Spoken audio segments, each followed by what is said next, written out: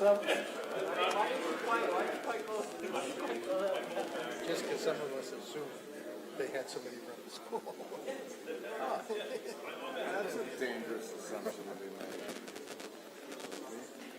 If you've ever read Lord of the Flies, Animal Farm, what's that other one that you might hear with kids take over the We should run a bill on summer camp? Just sell it. So it's tall. Crank. Medium. Okay, look, if you're No, gonna that- sit she's that not close, with the medium. if you're gonna sit that close with that big a lens, all right? Jeez. I'll leave it to the better chair. Well, you can be able to count them. How Chuck is a jerk. All right, let's go ahead and call the meeting back to order. We have a quorum. We do have a quorum, Mr. Chip. Not too bad. 1:15, I'm shooting for 1:30, so we're ahead of schedule. If you took that. Just got to set your expectations. Low. Okay, so we'll pick back up where we were, and again, we were talking about amendments to the Trust Act, and then we have listed Chris Ryman and Barbara Hafen. Hafe. Okay. All right. Would you guys please come forward, introduce yourself, say who you're with, and I understand you're part of the working group that Commissioner Faulkner had mentioned earlier. Okay.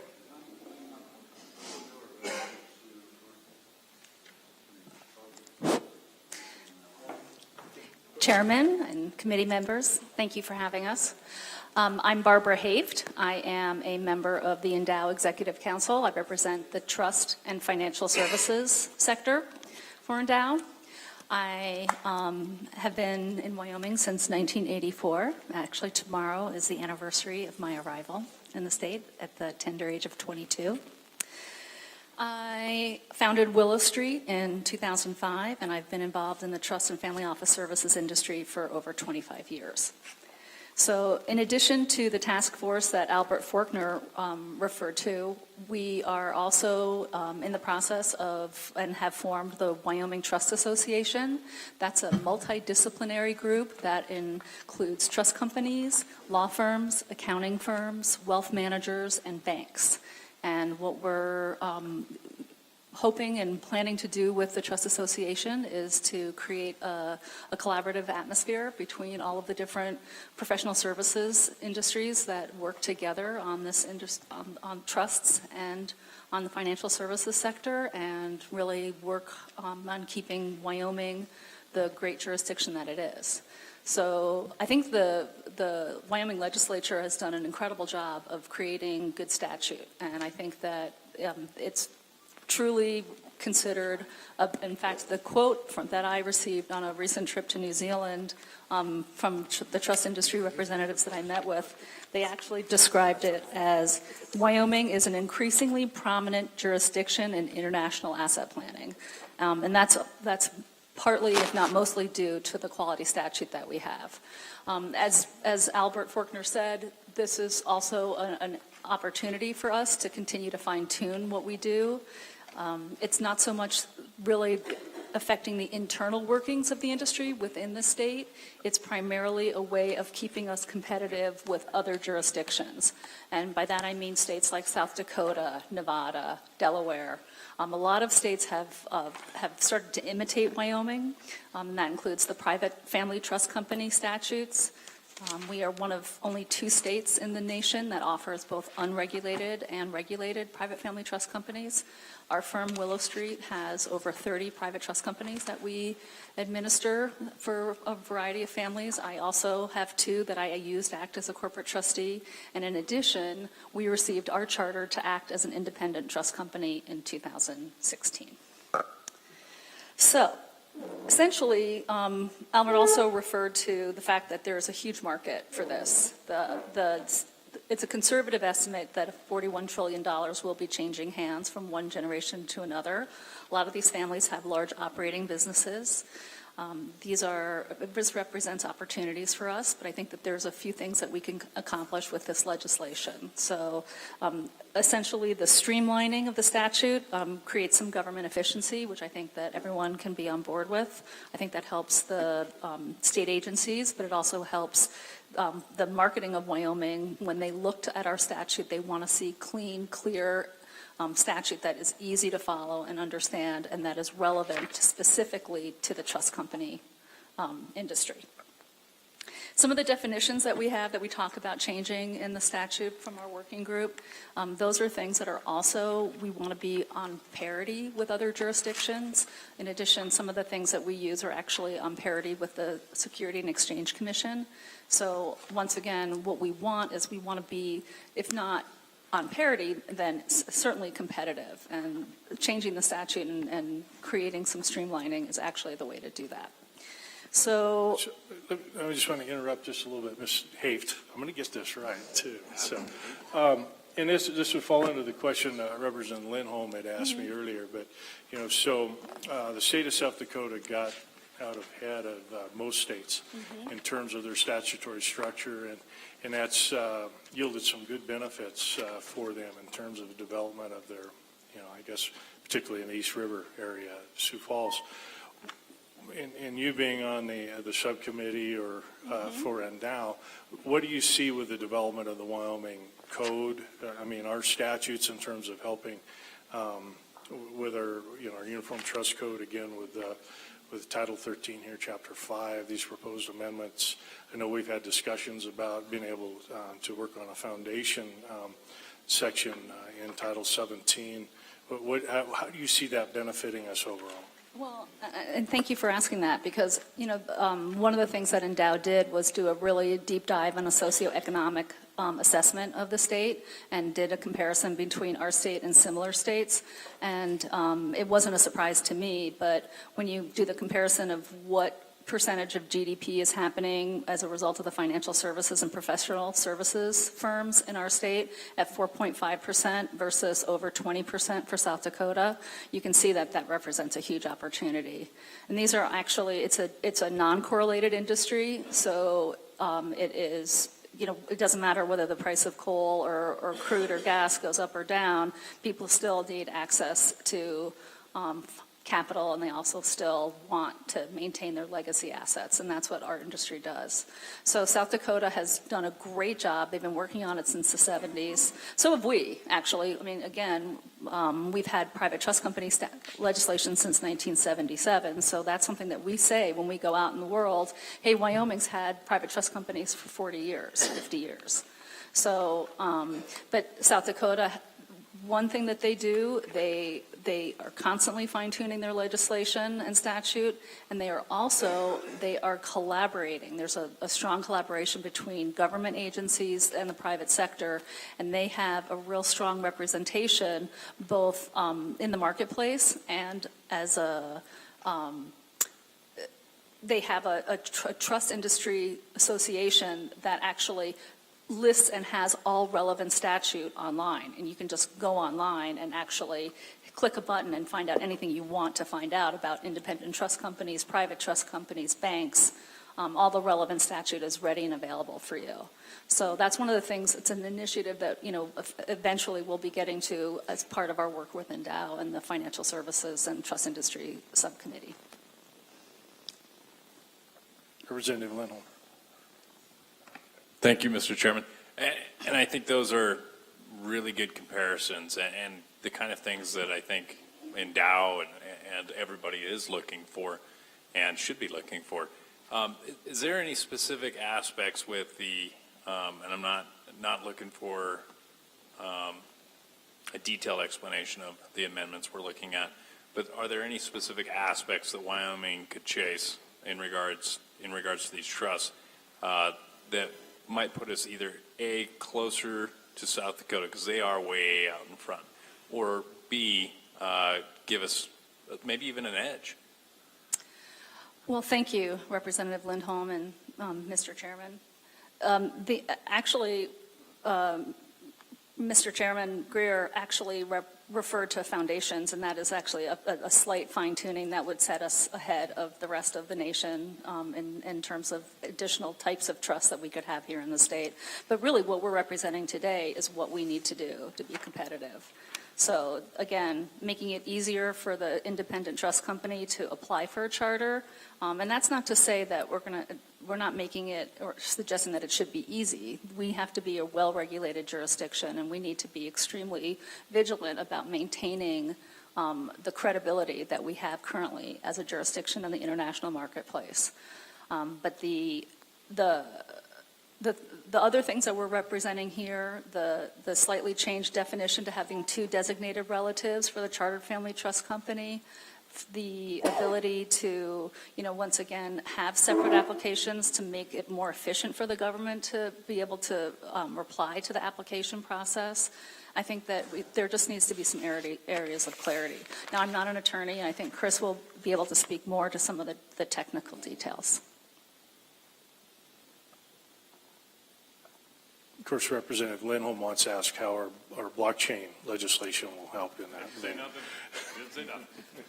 Can I actually say that, seeing that, I don't know if the rest of the committee has seen it, and I can certainly send out a link, but I received a link. We work with an international law firm that has offices in 60 different countries, and that law firm reached out to us this past week to say, hey, we saw this article, it was picked up by the AP, it was in the New York Times online version, and it had quotes from Representative Lindholm, but also from one of the attorneys that specializes in blockchain technology. Cryptocurrency, of course, uses blockchain technology, but his comment was Wyoming is pro-business, and this just shows it. This is an example of Wyoming's being pro-business. So thank you. I mean, if that, again, once again, you're lending credibility, and that particular attorney has ties to Wyoming, to Lander.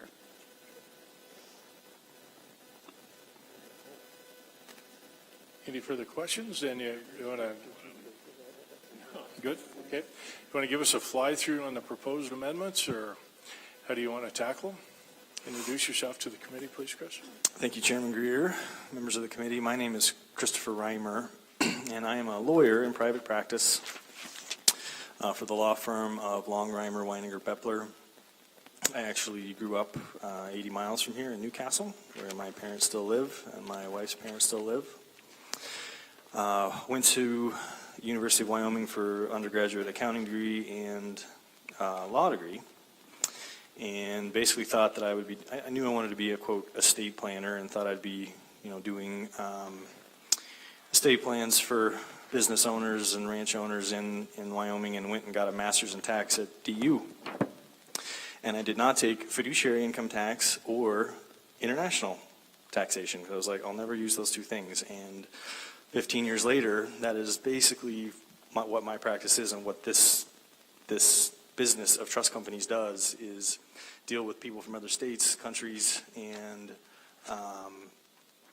more and more this international aspect, as the commissioner mentioned. So my perspective here is as a private practitioner and attorney.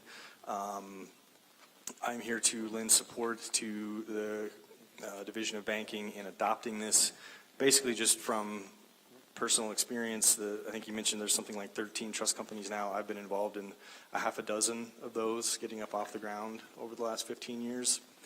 And I would like to reiterate the point that generally what we're doing here is not changing, but filling in the gaps, because there's a quite robust banking statute, and then there's a little piece of it which deals with non-depository trust companies, and then there's another piece of that which deals with these family chartered trust companies. And I think it was Representative Lindholm who asked, what's the 6% rule about? And that's a perfect example. I don't know the history behind what's the 6% rule for a preferred interest in a bank, but I looked up on my phone when you asked the question, and that's straight out of the bank statute.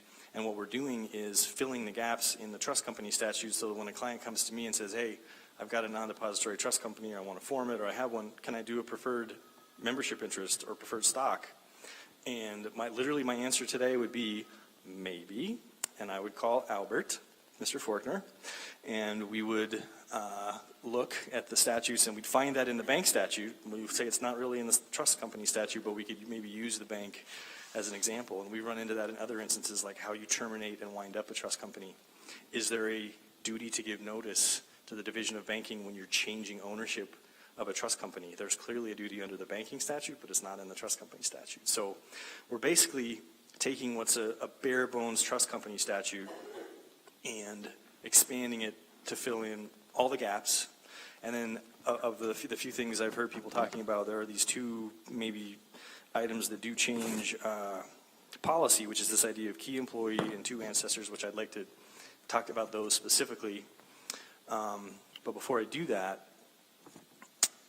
to give you a sense of where we are and why this makes sense in the progression of updating and changing Wyoming's trust laws, is that we, unlike South Dakota basically said, come be a bank or a credit card processor or a trustee here, and we'll do underlying statutes to help you. What we have done is went straight to the heart of the trust laws, not trust company laws. So it was 15 years ago, July 1, 2003, that the Uniform Trust Code was enacted by Wyoming. And I'll never forget, my now partner, Tom Long, came into this little cubby I was working in and handed me this stack of paper and said, this is the Uniform Trust Code. It's going to change the way we do business completely. And ever since then, we have sort of on an informal basis kept track of what South Dakota is doing, Delaware is doing, and used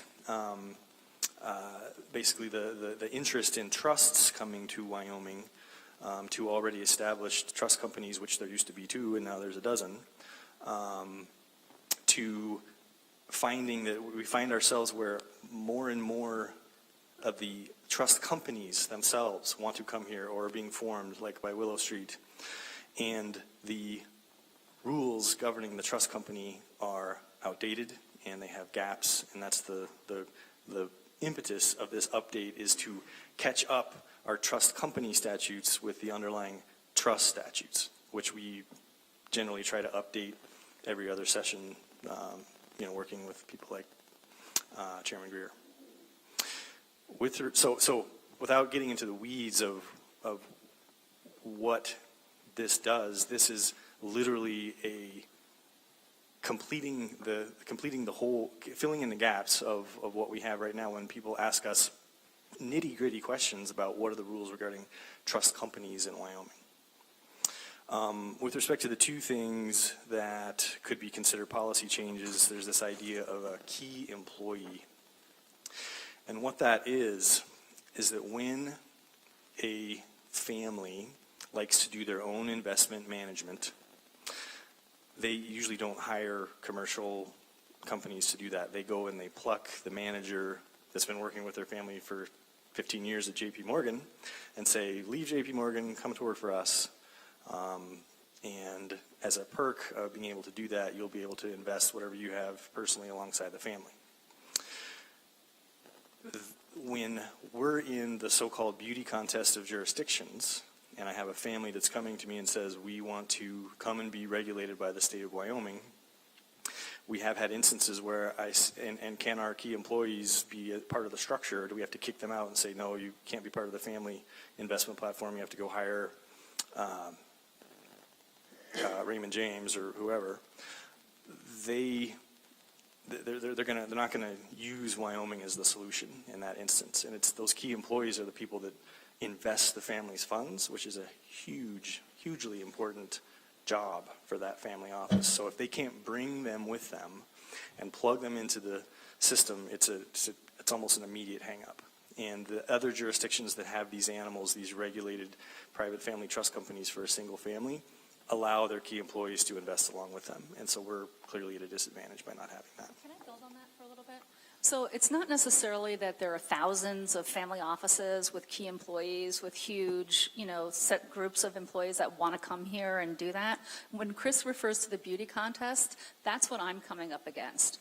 What I'm seeing is in our trade journals and Trust and Estates magazines and the Wall Street Journal, when they're actually comparing Wyoming to other states, we're showing up in the second tier. We have so much that is valuable, but because we don't have those little nuances, we're less than competitive. So I just wanted to point that out. It's not that,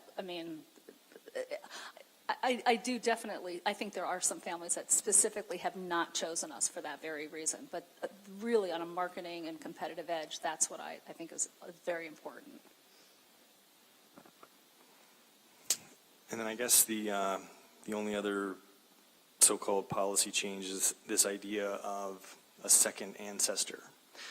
And right now, our definition of what is a family for purposes of creating one of these entities and moving the administration to someone like Willow Street in Wyoming says that you have to have a single designated relative. And it's not uncommon in the modern wealthy family to have a branch, for whatever reason, that just doesn't fit that definition. And by opening that up, just barely opening the door and saying, okay, this is a single family, but there's maybe one other offshoot that's not perfect, that'll really give us a competitive edge to being able to say we're better than the other jurisdictions.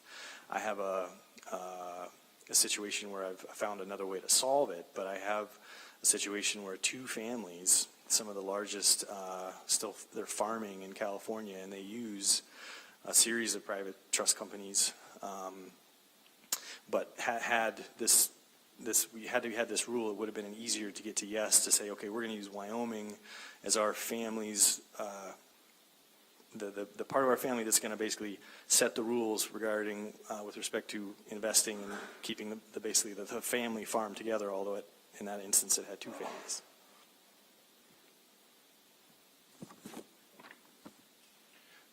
Committee, any questions? Yeah. Go ahead. Thank you, Mr. Chair. On the second ancestor, I just need to understand that a little better. I mean, you're speaking of somebody that is related in some manner, either through legal means or through blood. What do you mean by second ancestor, or second family member, I guess is what it's... So at the moment, there has to be a single person that everybody can trace back to, essentially through blood or marriage. The addition of the second ancestor would essentially allow what under the current rules would be two families to use the same structure to accomplish the goal. So I have an example. So, I think Mr. Forkner actually had a similar example that we've seen where we've solved the problem with multiple trust companies. But, for example, there are two families that start a pharmaceutical business, and they're not related, they're simply business partners, but they have over the years created this huge enterprise that has ultimately diversified into a multitude of industries. And they own pieces of the same company in different trusts. And those trusts are being managed by a variety of types of trustees. They want to consolidate. They want that flexibility that an independent trust company gives them so they can manage their operating business continually together in the aggregate and be able to do that under one umbrella. So that having two separate families that are not related by blood or marriage, but that are interested in investing in the aggregate for whatever reason, they would like to have that option and be able to do that in Wyoming. Thank you. So in that case, they're not or legally, marriage or something. There's no blood involved. And why is that so different than what we would regulate today, or they would go to a Raymond James or, some other investment firm? We just want has other states opened this up and to have the second ancestor? Okay, I didn't know this. Senator Von Flattern, I believe it is Florida that has the two ancestor rule now. and I do not believe it is legislation yet, but the rumor in the circles that we follow is that Nevada is going to open it up to 5 ancestors. And that, Mr. Chair, if I can follow up here. So that's my question. Why are we doing 2? Why aren't we doing 5 or 10 or 20? I mean, it becomes a regular investment club, I guess, is what you're setting up now. And so that's why I wonder why we're saying 2. Senator Bonflatter, in my experience, the policy of the state of Wyoming and working with the division is that these are allowed because they're for a single family and they're not a commercial enterprise. There are instances where we have a single family, but let's say we have someone that gets remarried and that person's son, which has no blood relation to the original ancestor that we picked, they'll come to us and say, can we bring that person's investments into the family business? And oftentimes they'll have to say, no, that person doesn't qualify.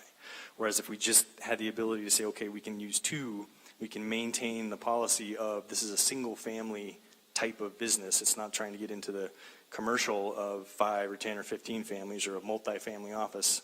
This is a per family enterprise, but it would be really handy if we could have a little exception here and there. Yeah, Senator Anderson.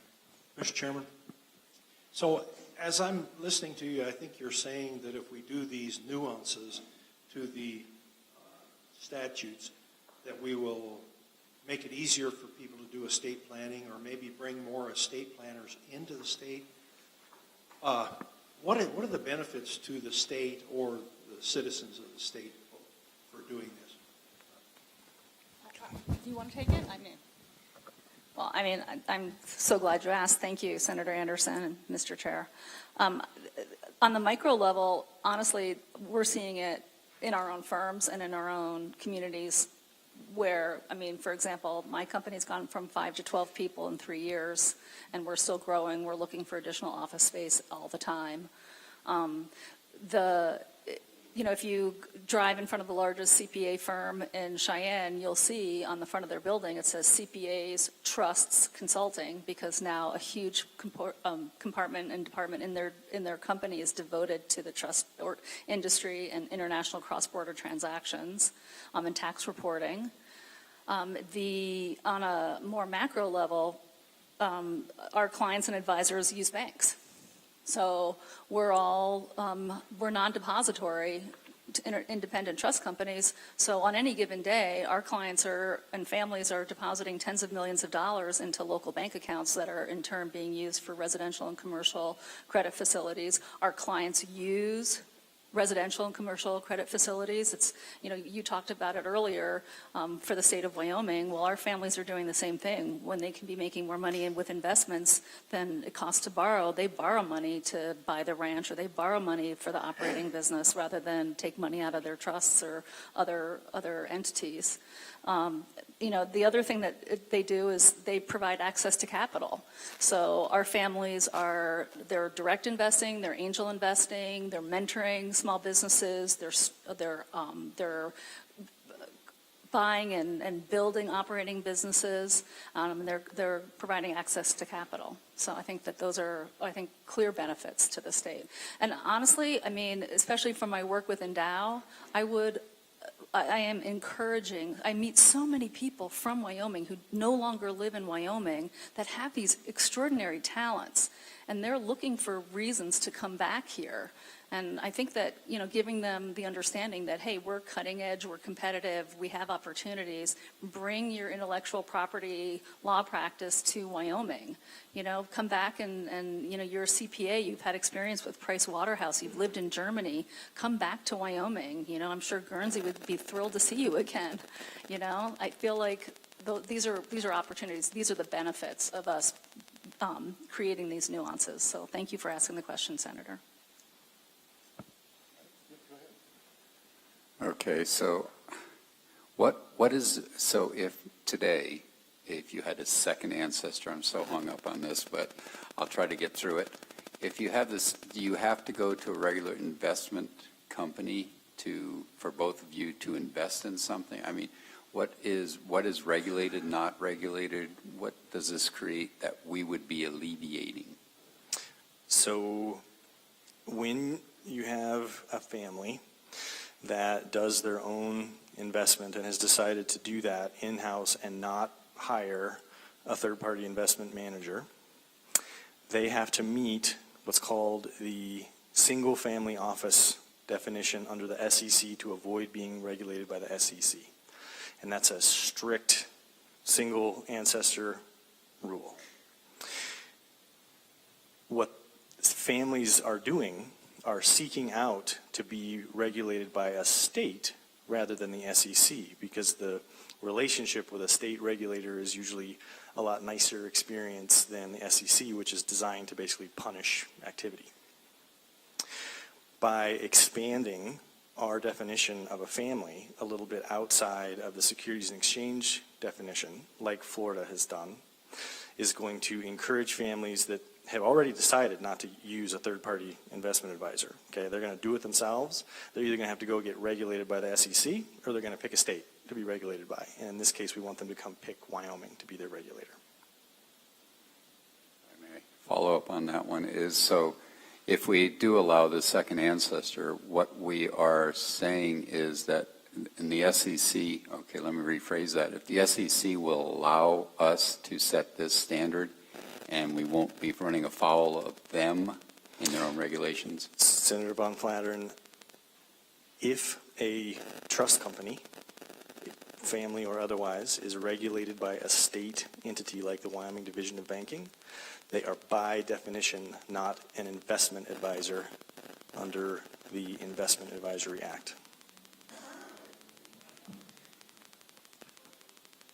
Okay, so it's regulation light, to stay in theme. Okay. It's still well regulated, right? It's still well regulated. Yeah, go ahead, speak to that just a little bit. Yeah, and I think that that's one of the things, I mean, literally in the past 6 months, I've been in New York, Florida, Chicago, London, Auckland, New Zealand. All of those are trust jurisdictions in some way, shape, or form. And so, you know, you can basically, you cut out any jurisdiction that has an income tax, and you winnow down the number of countries and states. And the states and the countries that are successful are the ones that are well regulated, but that have a collaborative industry between the private sector and the public sector. And I think that that's something that Wyoming already has. I think it helps that we're a smaller state, that we know each other. I think that the Division of Banking, it's a really efficient agency. And they're also, their mentality is, we want you to be successful. We're going to help you understand what it is that is expected of you. We do a lot of due diligence, and that way we make sure that we're inviting the best quality participants in the industry into the state. But to do that you need to be well regulated. You need to understand the statute. You need to have the willingness to set up a task force and that brings in stakeholders. And I think that's the definition of well regulated. Thank you. Any further questions by the committee? Okay. And Mr. Giese, we had you listed next, and if you'll stick close by, if we have any more questions, we'll pull you back up. Thank you.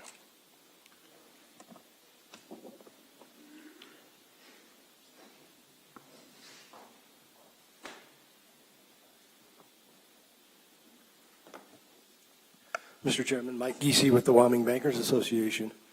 The Wyoming Bankers Association has what we call a trust committee, which is 5 individuals from banks that have trusts. So as we see any type of changes that happen in any of the trust statutes, we obviously would like to be involved and be part of that because it does affect us. And a simple example would be when you go from 1 to 35, it's kind of like maybe it's open to the public. And so I guess some of the questions are, we're not against regulations, and we're not against bringing new companies into Wyoming, all of those things, but we don't want regulation where it disadvantages the trust companies that are already here to the point that they're doing something that now somebody else can do. When we originally started this process, the idea was to have a single family trust where an individual could have and manage his own money. But now, as we see these things, we just like to be involved in part of the process, and we understand that Albert's put this forward. We would have liked to have been on that original committee that did part of that. We weren't. We're very concerned about the amount of examination that takes place. We're extremely examined all the time by that department. We'd like to see those same regulations, attuned to protect those folks that are in the single-family trust, because it's a concern for the state. If something happens in one of these single-family trusts, who are they going to look to? They're going to look to the people that chartered it, and they're going to say, what responsibility did you have here? So it's a concern. We want to see the same. We'd like to see parity within everything in terms of the regulations, in terms of the way we do things. So we'd like to be part of this process. Albert has given us the information, and we've reviewed this. And obviously, we had some concerns, which I just expressed. That's the number of managers that can be part of the deal. In other words, that dips directly into those people that have public trust in the banks, and then also that area of examination. And so we'd just like to be part of the process as it moves forward, and I would stand for any questions. Mr. Giese, what areas of examination are being affected by the proposed amendments? Is there a change there? Mr. Chairman, we'd like to see the same process that they go through in the banks when they examine to be taking place at the same level. And I don't know exactly what they do, and I'm giving you the information that comes from my trust committee, which tells me I don't know a thing about trust, I'll be honest with you. But the trust committee said we'd like to see a little bit more robust examinations done on the single-family trust as part of this new statute. Okay, the policy decision on how these would be regulated was made 6 years ago, and I still recall some discussion from that. Okay, well, yeah, go ahead, Senator Rothfuss. Thank you, Mr. Chairman. Mr. Casey, I won't put you on the spot at this point in time, but I would like to know more about the details of what's lacking from the current auditing procedures and what your trust board is specifically interested in that isn't being done now as we move forward with this. So if you'd follow up with them and get a better understanding so that we can understand better, I would appreciate it. Mr. Chairman, Senator, we would do that, and I'm sure that they will. We only got a look at this a couple of weeks ago, so as I said, we weren't part of the process. And maybe if we would have been part of the process, maybe some of these issues could have been ironed out. And I hear them, they want to be regulated because it does. It presents a very good face for the state of Wyoming, is you can come into the state. We know that they're going to take good care of the folks that are part of those trusts because they have good, solid regulations. We've heard that from the single-family trust folks. So, again, where we're at in this process was to introduce this concept, these amendments. I personally, as chairman, pushed to try to get a draft in front of us so that we could look at moving forward with a bill draft, which would then be distributed publicly and available for comment. I would hope if there are competing interests in the state of Wyoming on an issue like this, that they would get together and discuss what is appropriate so that we have those particulars in front of us when we go to make policy decisions. We appreciate your comments. Any questions from the committee? Anyone else from the public have any comment? Okay. So with that committee, I guess I'm looking for a motion to get a bill draft for us to consider at what I was hoping would be our Laramie meeting. Mr. Chairman, I move that we direct staff to work with the Division on Banking and the Commissioner to develop a draft based on the preliminary draft that we provided today for consideration for the meeting. Who was the second down there? Senator Hank Coe was the second. It's like a second plus. Yeah. Okay. Any further discussion? Yeah, Senator Anderson.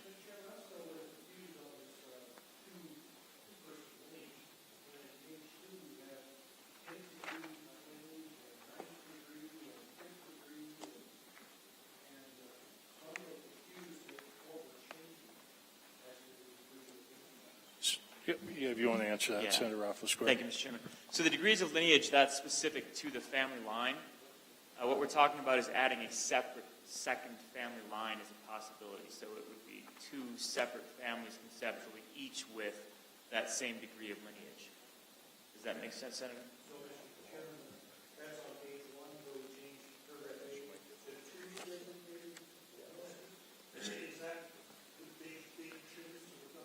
Mr. Chairman, yes.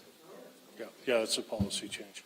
So now if you had two brothers that maybe started a business, you know, they would pick their father a common lineage, and then that could go on down to great-great-grandchildren within that trust, within a private family trust.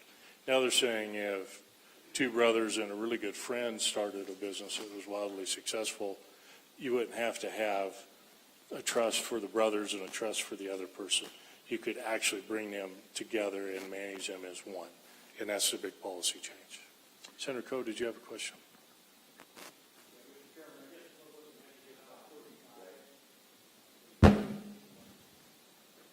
I was wondering what the magic is about the number 35 at the top of page 3.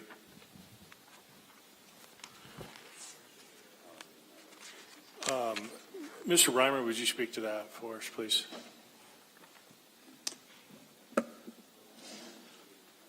Chairman Greer, I believe that is the number that's in the SEC definition of a single family. They allow this idea of a key employee. So I'd have to go back and check for sure, but certainly other states have chosen that number in their, like Florida,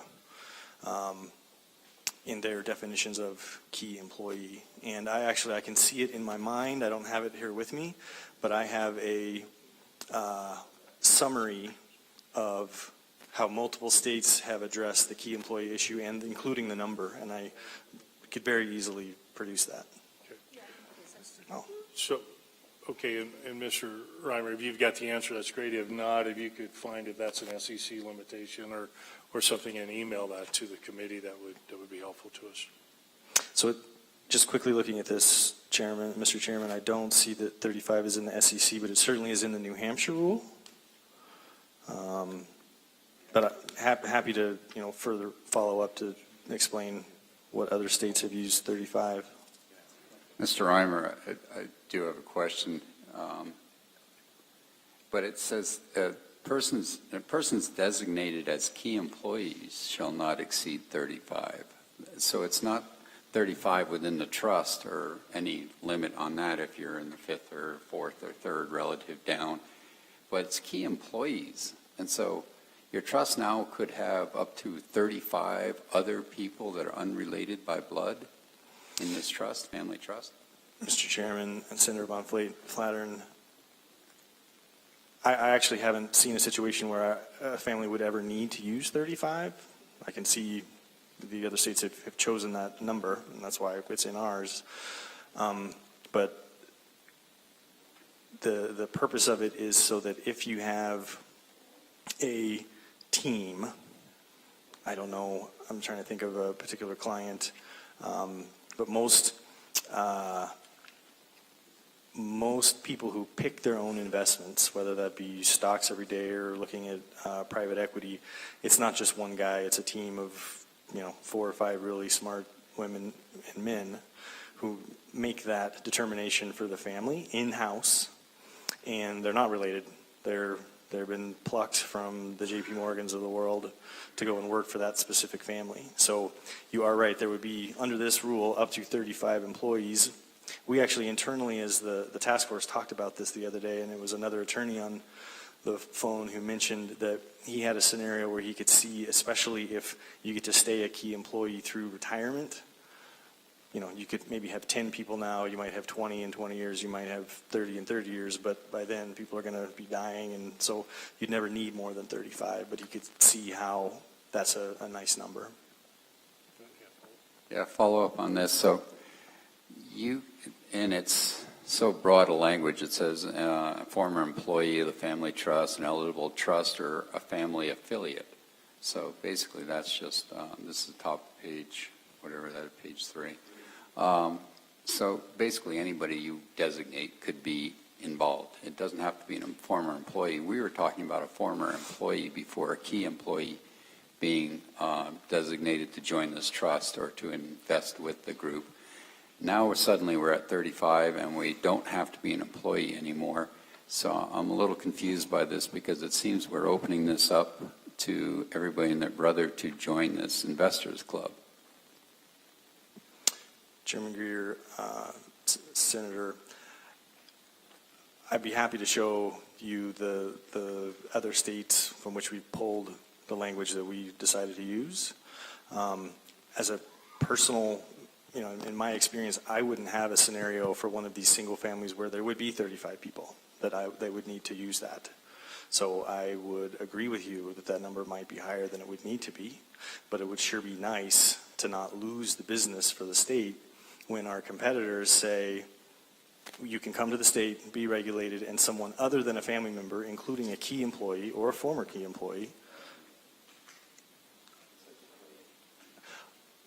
If I could touch on the purpose of affiliate. So the purpose of affiliate, if you look at the definition, these family structures tend to have more than one entity.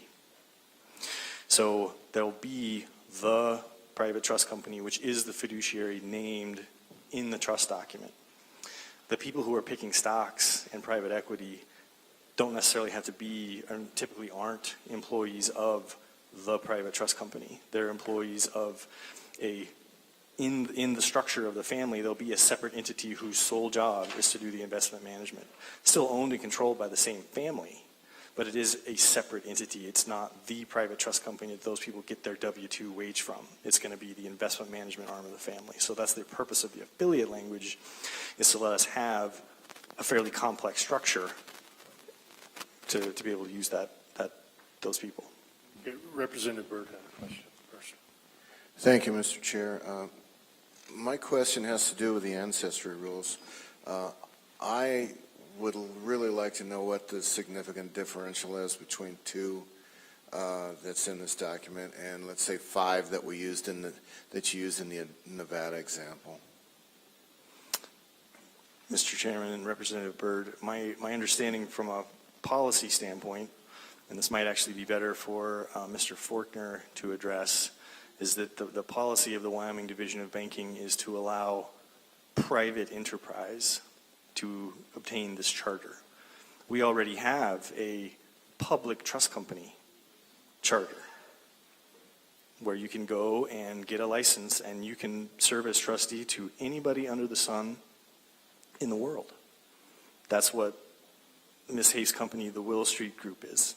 They can serve anyone in the world. The client for the state and for people like me is the family that doesn't want to use a third party. They want to do their own investment management, have their own people in their offices. They want to not be regulated by the Securities and Exchange Commission, and they want to pick the state which is going to be their regulator.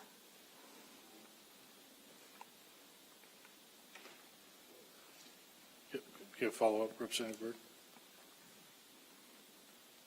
Yes, Mr. Chair. I'm still not addressing the differential between 2 and 5. At least I'm not understanding where you just went with that. Okay. Mr. Chairman, Representative Byrd, if a client came to me and said, I have clients from 5 family lines, I would like a license to be a trustee, I would say then fill out the application to become a public trust company under Wyoming law. We have the solution for that. The 1 to 2 solves the problem when this modern quote-unquote family has some element to it that we can't tuck under the single family rule, which is going to cause that family to either go choose the SEC to regulate them, likely not, more likely to pick some competitor jurisdiction to ours like South Dakota, New Hampshire, Florida. Representative Ayer, you had a question? Thank you, Mr. Chairman. I think you just answered my question partially, but I was just wondering if you could just, in very general terms, describe the advantages of a family trust. And you also have a chartered family trust and a private family trust company.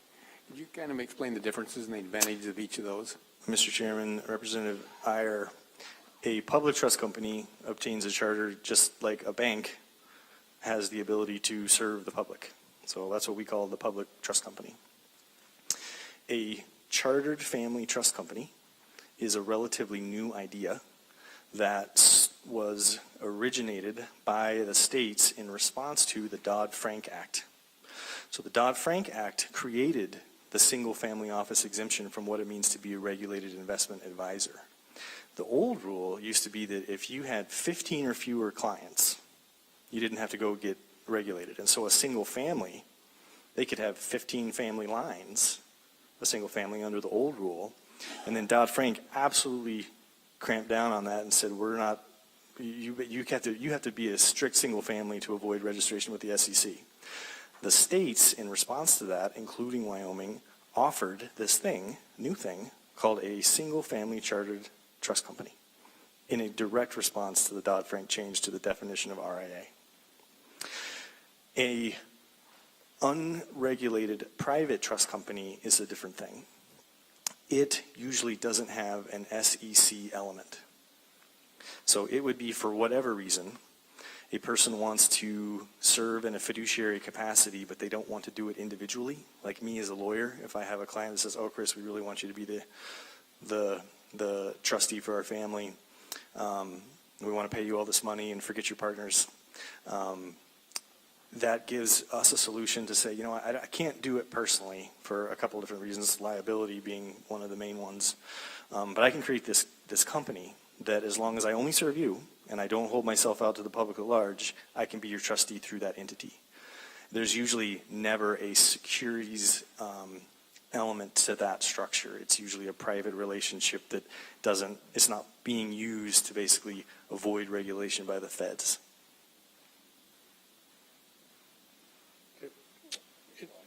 Yeah, we're on a discussion on the motion, which prompted some good questions, so nothing wrong with that. Senator Rothfuss. Thank you, Mr. Chairman. I have two questions. The first one, going back to the discussion that Senator Van Clayton had regarding this 35 members or potential members of the key employee group. I guess my question would be, if you imagine a scenario where it's only 3 real family members and 35 key employees, so we're just taking an extreme circumstance that's possible, as this is written.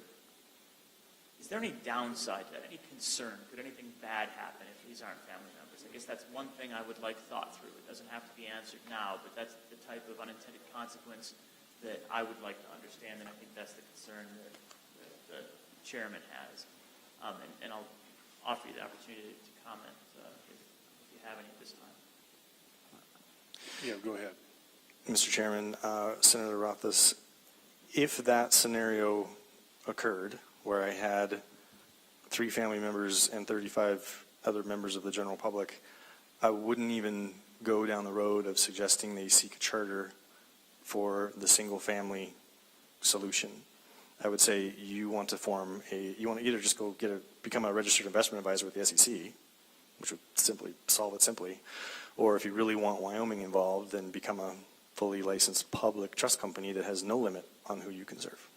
Right. Mr. Chairman, that's the thing, this is my advice. What I'm looking for is the unintended consequences where the 3 individuals and the 35 decide that they're actually advantaged for doing that and exploiting some potential loophole of the law. I want to know if that is a possibility.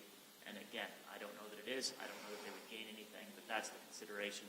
If we create an entirely new entity group, and there are differences to how that group is being treated, that's the Chartered Family Trust Company as a new concept. Is there some way that they could gain that? That's the concern. And again, just something to think through, and it might not be a concern. Mr. Chairman, the other question I have, though, and this is just drafting moving forward, at the top of page 3, when we're looking at, for purposes of this definition, a family trust company may designate. Now, when I look at the definition for family trust company, that includes, as I understand it, private, public, and chartered. Private is not regulated. So, by the definitions, I find that a little bit confusing. Is this supposed to mean at the top of page 3, a chartered family trust company may designate, or is it a public and thereby potentially chartered family trust company? I want to make sure that we're getting the right phrases throughout the new language so that there is clarity for those that are just doing the private family trust company, which is not supposed to be regulated. Can you remember the first question, or do you want to take the second question first? If I could take the second question first, please. Chairman Greer, I will have to look at that, but it's the intent is so that this 35 key employee ability would only come into play with respect to a chartered family trust company, not a public trust company or a unregulated private trust company. So, and members of the committee, remember, this task force does not draft legislation. They're giving us suggestions for amendments. We order the drafting of legislation and we work it. So just keep that in mind as we're here today.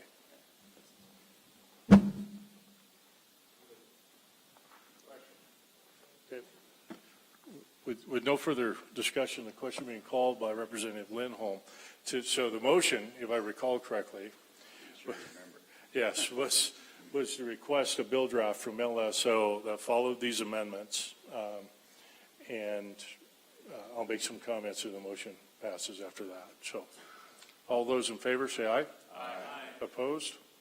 Okay, motion passes.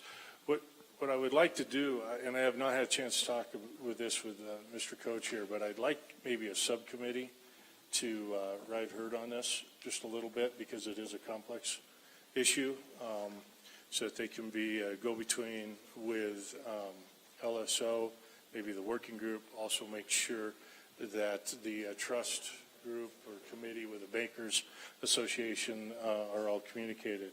So my first question is I would ask for volunteers for the subcommittee. Okay, so okay, I'm looking for a volunteer. Now I'll take a question. Do you have a question on the subcommittee? We did. Yes.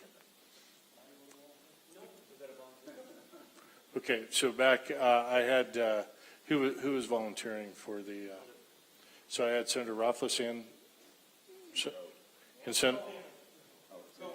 you had Senator Rothfuss, Senator Von Flateren, House guys?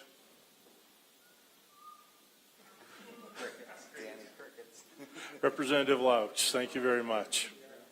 Okay. What's that? Do you want to do it, Representative Louch? Okay, I'm going to have Representative Louch do that, you bet.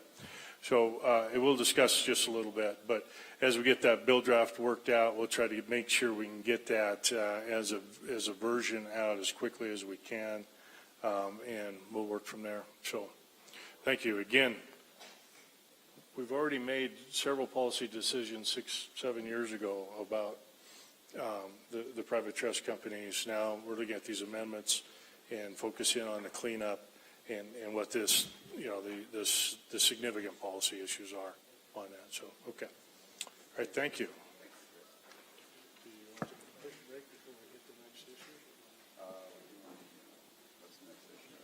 issue? Our last one for the day. Yep, Energy Authority.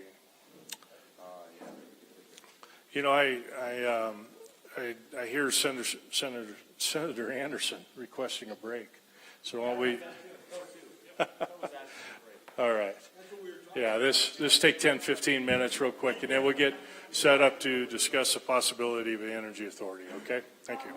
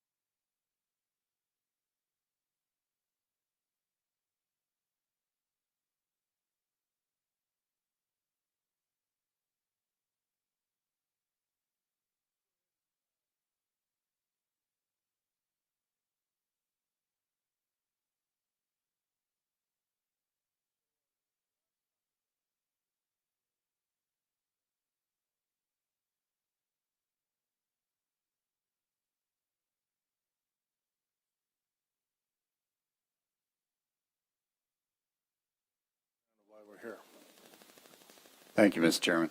I will tell you that this is not a reach into great monetary claims or monetary savings to the state. I will tell you that what we're looking at is more of a single board and maybe increased size of the board instead of, at this moment, the Pipeline Authority and the Infrastructure Authority have their own boards. And so we're trying to get this down to maybe only one. The governor's energy initiative has its own, their request was, and the bill that did not pass out of here was to have another board. So that would be 3 boards if anybody was dealing with energy in general, whether it be coal or oil and gas or uranium. You'd have 3 boards that possibly you could be dealing with. So we're trying to cut this down or trying to combine it into what they call the Energy Authority, which, because we want to leave them with their bonding, we couldn't call it the Energy Department or the Energy Agency. We wanted to leave the bonding ability of those entities, the Infrastructure Authority and the Pipeline Authority, to still have that. But also we'd like to, in this bill, if we do create it, if this bill does come out of this committee, is we'd like to have some kind of board meeting where it would say that the Pipeline Authority, the Infrastructure Authority is now the Energy Authority, and amongst that would be the School of Energy Resources would be part of it, would be part of meeting at least twice a week, or twice a year, twice a year.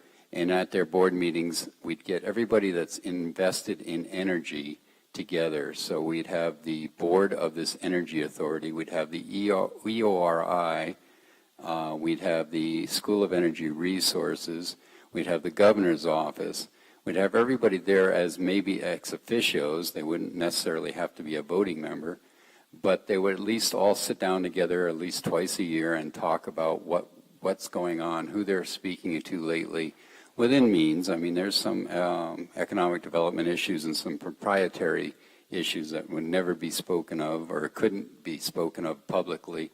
But at least we'd have everybody at the same table a couple times a year discussing the development of energy in this state.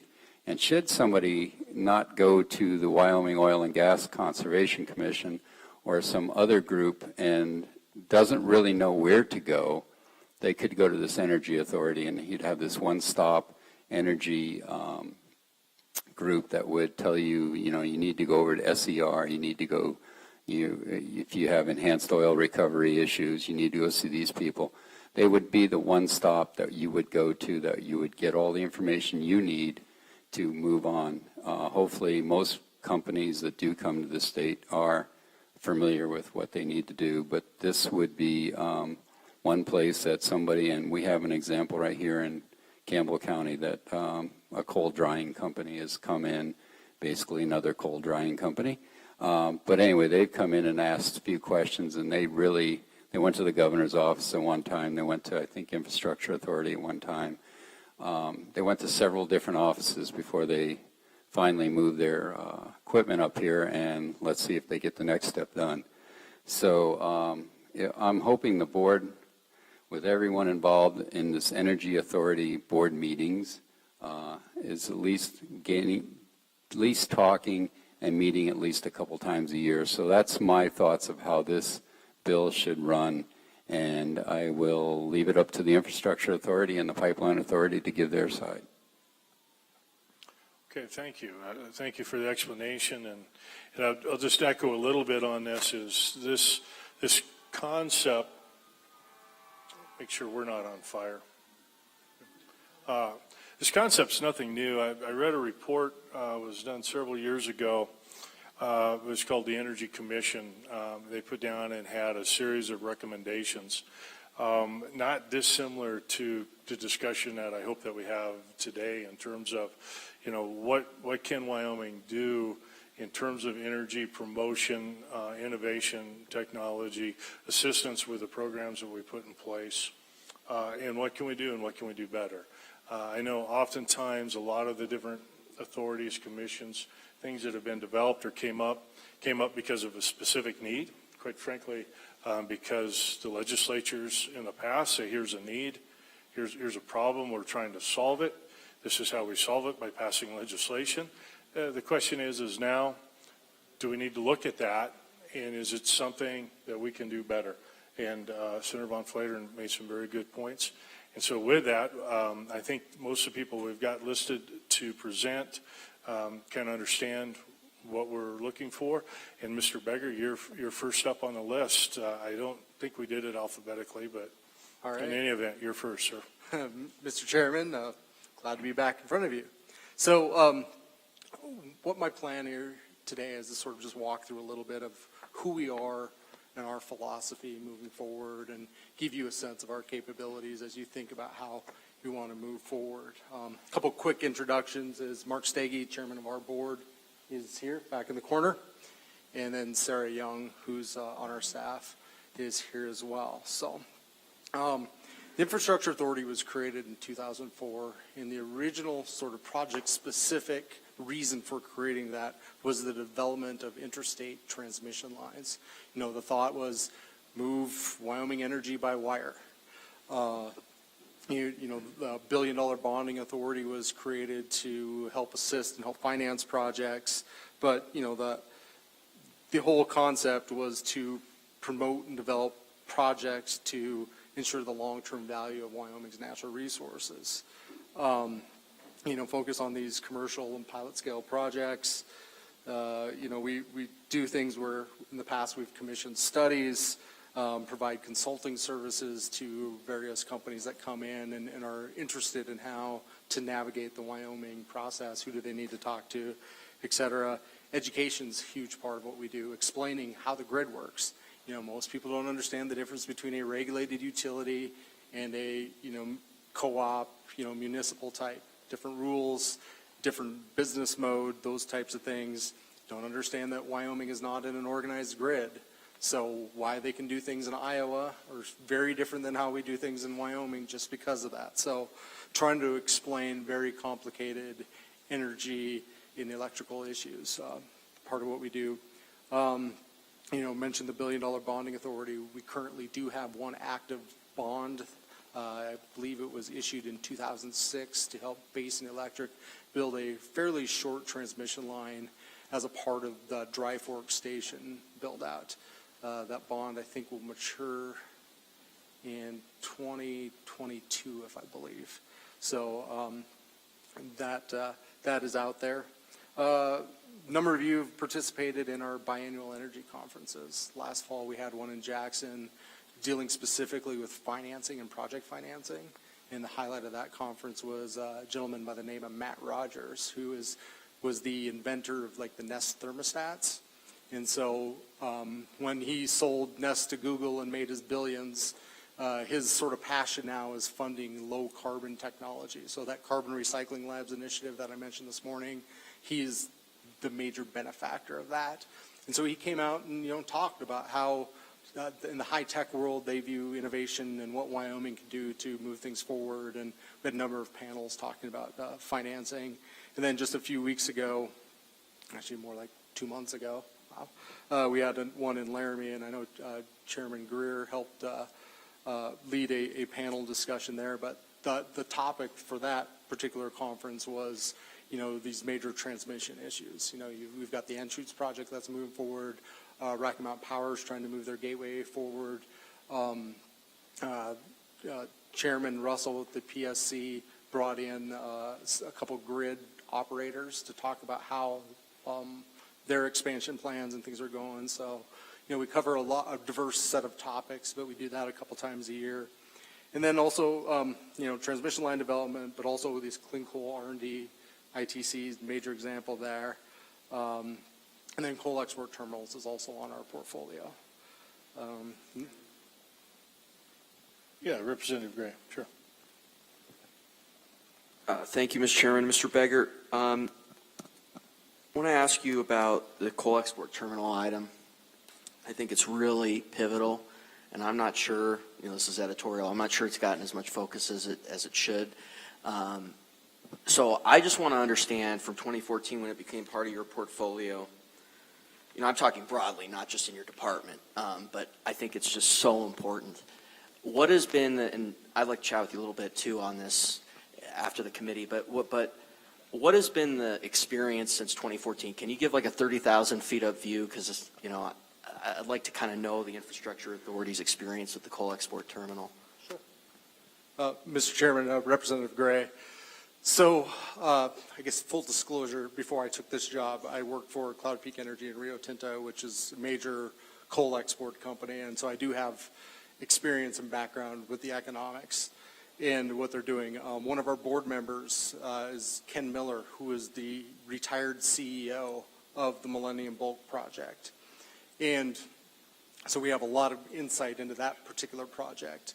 It was shortly after I came on board, we took a group of legislators, I believe it was at the time Speaker Lovenow, Senate President Nicholas, Representative Blake, I don't know, Representative Byrd, I don't know if you were on that tour or not, but we flew out to Portland, went up to the Millennium Project, then went up to Seattle and met with some port developers there as well. So that was a pretty good Wyoming delegation that went out to push those things along. But I think what everybody recognized, and Ken Miller, my board, fully admits, he goes, this thing was going to be settled in the courts.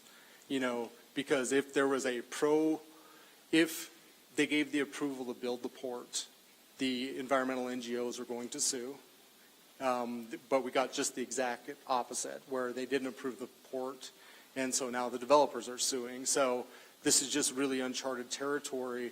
And I don't know if there was a specific legislative, regulatory thing that we could do, because the current political leadership in Washington was so politically opposed to coal that any chance that they could, in their analysis, when they were able to make a subjective determination, it was going to be anti-coal. Those developers recognized that. And so as they were going through their environmental permitting process, they tried to do everything above and beyond. You need 2 studies on whatever, we're going to do 3. You know, this paper trail, all of these things were done in anticipation that it was going to be litigated. So that's currently where we are today.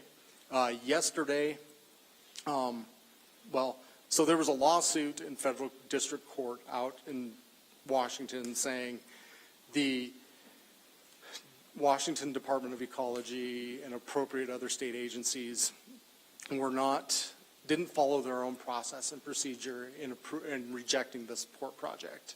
So we are suing Governor Inslee, Department of Ecology. All of these people are named parties to this lawsuit, saying that it should be overturned and they should apply a different standard.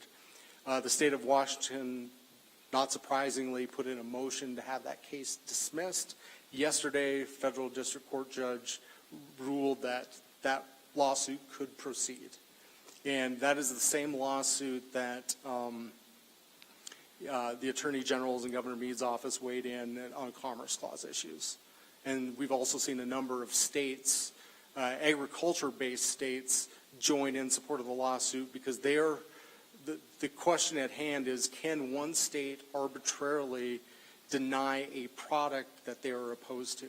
And so you see these ag states like Kansas and South Dakota coming on board, because going, well, we raise a lot of GMO corn, and we want to ship that corn and those GMO ag commodities.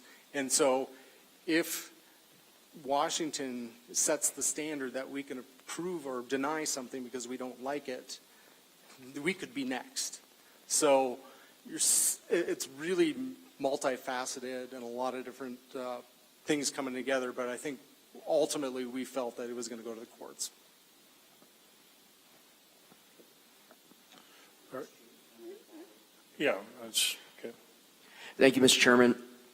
Mr. Beggert, so I'd be curious on some of your comments on, I mean, you used the we a couple times. I mean, I assume you're talking about your previous role, because the state of Wyoming, while we filed this amicus brief, and we're not a party on the lawsuit, which in my mind is a huge strategic error, because the way, when a state sues another state, it's handled differently by the federal courts, just constitutionally, but also the precedence that it is given in the federal court. Once a ruling is made, it's going to be very difficult to undo that. So I think for the state of Wyoming not to be suing here, I think is a huge strategic error, or with other states. So that's my view. So could you comment a little bit on that and your opinion on that? Mr. Chairman, Representative Gray, litigation lawsuits the domain of the governor and the attorney general's office. I mean, the infrastructure authority is two people. Our annual budget's roughly $650,000. You know, we're just, the governor has made it very clear that litigation will be run through there. So, and then being a non-attorney, I guess I probably don't have enough understanding of the process and, you know, things to make a really super informed decision there. Certainly follow the lead of the governor. And when I say we, I'm talking about Wyoming coal industry. You know, it's a very 30,000-foot collective we, not a particular company. One more follow-up. Yeah, go ahead, sir. Thank you, Mr. Chairman. Mr. Beggar, so the motion yesterday that was ruled that the suit can proceed, was that a standing challenge? I mean, what was the motion that the state of Washington filed? What was the nature of the motion? Mr. Chairman, Representative Gray, the issue at hand was the state of Washington's motion to dismiss the case. And I believe what they felt was at hand is that the state processes haven't completely run their course. And so to bring this federal suit at this time was premature. The judge did agree with that in some respects, but did feel like there was a compelling enough argument to continue at this time. Yep, thank you. Just let's go ahead and move along. All right. On sort of the slide called Evolving Mission, you know, what we're talking about today isn't entirely inconsistent with what WIA has done in the past. Our mission has evolved significantly and multiple times since 2004. You know, we started with transmission lines. 2006 became Advanced Energy Technologies. 2014 was coal distribution facilities, exports. 2015, the governor asked us to be the lead on the integrated test center. 2017, governor asked us to be the lead on this multinational, multi-state CCUS MOU. Just this year during the legislature and the budget bill, there was language that asked us to carry out an oil and gas severance tax study and an energy strategy study. So, you know, over time, it's been the prerogative of the legislature, and you do what you do. I mean, we carry it out, and we've, you know, we're not uncomfortable with that evolving mission. And it's Representative Byrd. Thank you, Mr. Chair and Director Beggar. You just mentioned that you have a limited budget and two people, and you just gave a litany of tasks that would basically make any large agency busy. How do you manage to do this? Maybe we should stamp this out for the other agencies. Mr. Chairman, Representative Byrd, it just comes down to prioritization of issues and where we can bring in contract people and resources that's available. You know, the $21 million for the ITC, for example, within that statute, it's for planning, construction, operations, maintenance, and certainly within the purview of that is to bring in contract people to help us with certain aspects. So as that project has come together and we have a better clarity, we bring in certain experts. We have a young guy who's a PhD in chemical engineering, and he consults on power plant projects all over the world, but his dissertation was on oxy-fired CO2 capture. And so he's the kind of guy that can look at a project and go, yeah, that's just, science doesn't work, the chemistry, I can't do that. Our board is extremely active. 2 weeks ago when we did the dedication and we had J. Cole and that 7-member Japanese delegation in, one of my board members went with me at the airport at 11:30 at night to pick those guys up and chauffeured them around all week. You know, our board chairman's here today. You know, very active, very supportive. We lean on our industry partners to provide information. You know, no reason to reinvent the wheel if there's good information there.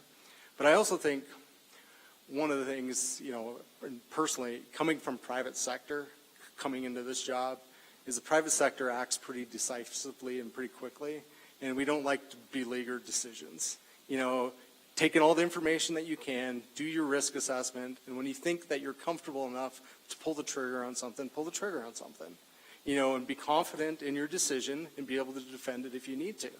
So we are just two people, you know, we try our best to only work 8 to 5. We travel a lot, but it is a lot of fun. And And we do accomplish a lot of things, but we have a lot of people who do help us as well.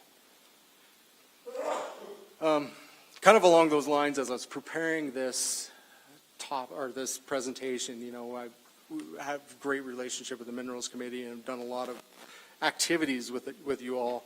But, you're aware of the ITC, some of our stuff on coal exports, but we do all those various things that, Representative Byrd mentioned. And it was just on last Tuesday when I was pulling this together, I thought, okay, there's probably no better way to describe all the different things that we were working on at a given time than last Tuesday. So I just documented sort of what my day looked like for that. It's everything from a multi-state legislative tour with guys from Arkansas, Texas, Kansas, and Missouri coming in July to look at ITC and power plants, to talking with congressional staff in D.C., to talking to our external audit, which is going to start quickly, reviewing the RFPs for that oil and gas study. We're just juggling a lot of different things, and that's just the nature of what we have going on right now.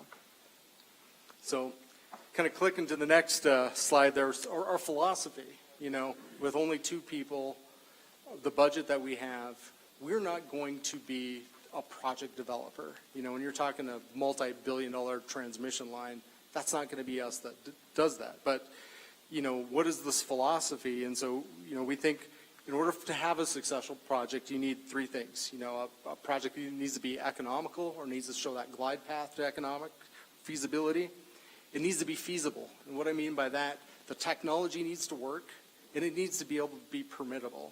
If you can't get a permit for something, that's not feasible. And if it doesn't work, also not feasible. And it also needs to be politically viable. And I think this is something that a lot of people don't fully consider in project development. When you look at, like the protests in North Dakota, with Dakota Access, that wasn't a project feasibility or an economics thing. That was a political problem. And it almost derailed it. Keystone Pipeline is another example of it was a politics that derailed that. And so when we look at where we can be the most impactful in moving these things forward, we feel like that advocacy and helping political viability is a proper and important role for us to play. Our communications and public outreach. This morning when we talked to ITC, the handout about all the activities we did with that, I think that's a really good example of how we approach these things. Business development, trying to help companies understand the economics of certain things. As I mentioned, the grid, the electrical system in Wyoming is very different. Coal economics, especially when you're referring to export sales and that transportation component, it's very different than what most people think. So can we help provide some clarity there? Being a resource for elected officials. Senator Brasso's staff and Travis this morning talked about the Use It Act. We were heavily involved with the senator's EPW committee staff in drafting that language with the idea of can we help formulate language that would be the most beneficial to Wyoming and specifically the ITC. Also legislators. A lot of you have reached out to us at times for various information and try to be that resource. Same way with the governor's office. He's tapped us to be the lead on MOUs and ITC, that sort of thing. Also be a resource for companies. Co-chairman Von Flatern mentioned Clean Coal Technologies, which is a coal drying company. They came to us. I know that they had conversations with others, but we sat down with them, heard what their needs were, and said, actually, you know what? We need to drive up to Gillette. You need to meet the local economic development authority, the mayor, those folks up there. We brought them up there, made that relationship, handed them off, and then they made the announcement that they're moving up actually on the Economic Development Authority's land. So, we see that as a great example of it wasn't a good fit for us, but we knew who you needed to talk to, and so we handed them off.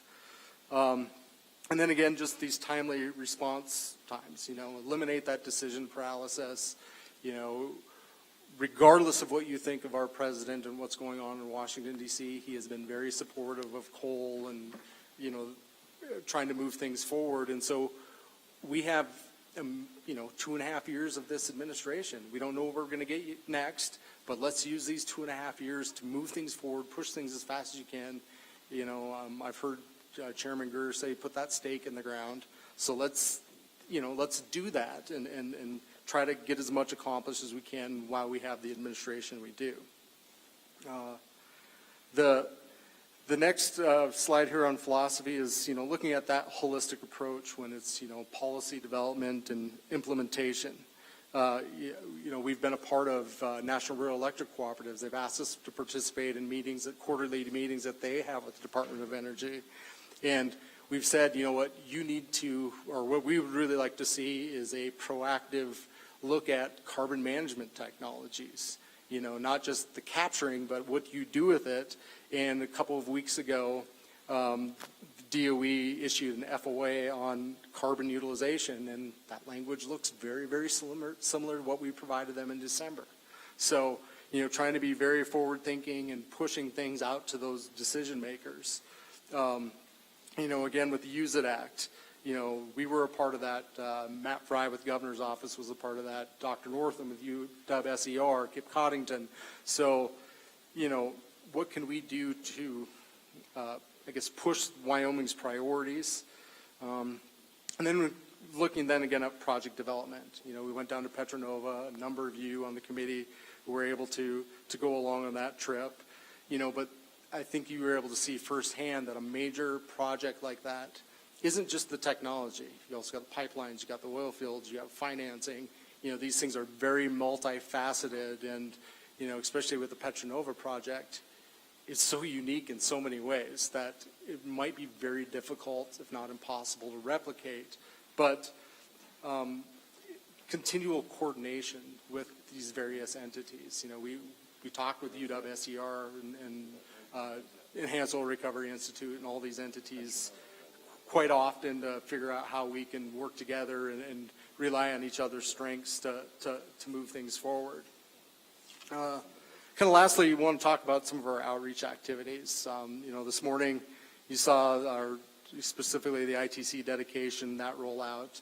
In April, there was the X Prize finalist announcement. That was in New York. That was X Prize operated and run, but we were able to sort of step in and help be a part of that. The trip that we took down to Petra Nova and Net Power, certainly important to see how projects are coming together and make some connections there. Last year we did a tour for Arkansas legislators to come up and look. Arkansas, I believe last year was the 4th largest consumer of Wyoming coal. So bringing up I think it's their utilities committee members to understand and see this as they go back home and make decisions with regards to how they're going to manage their utility industry in those states. And so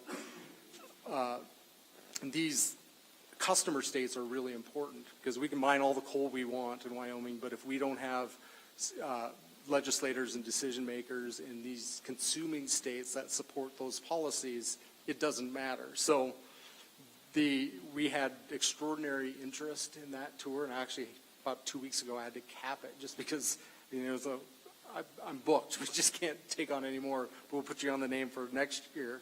But I guess it'll be the second week in July, we have 5 Arkansas legislators, 4 from Texas, 5 from Missouri, and 2 from Kansas that will be coming up here to look at ITC. We'll take them down to North Antelope Rochelle, take them out to Wyodak. Last year, Representative Barlow and Senator Driscoll hosted them at their respective ranches. They're going to do that again.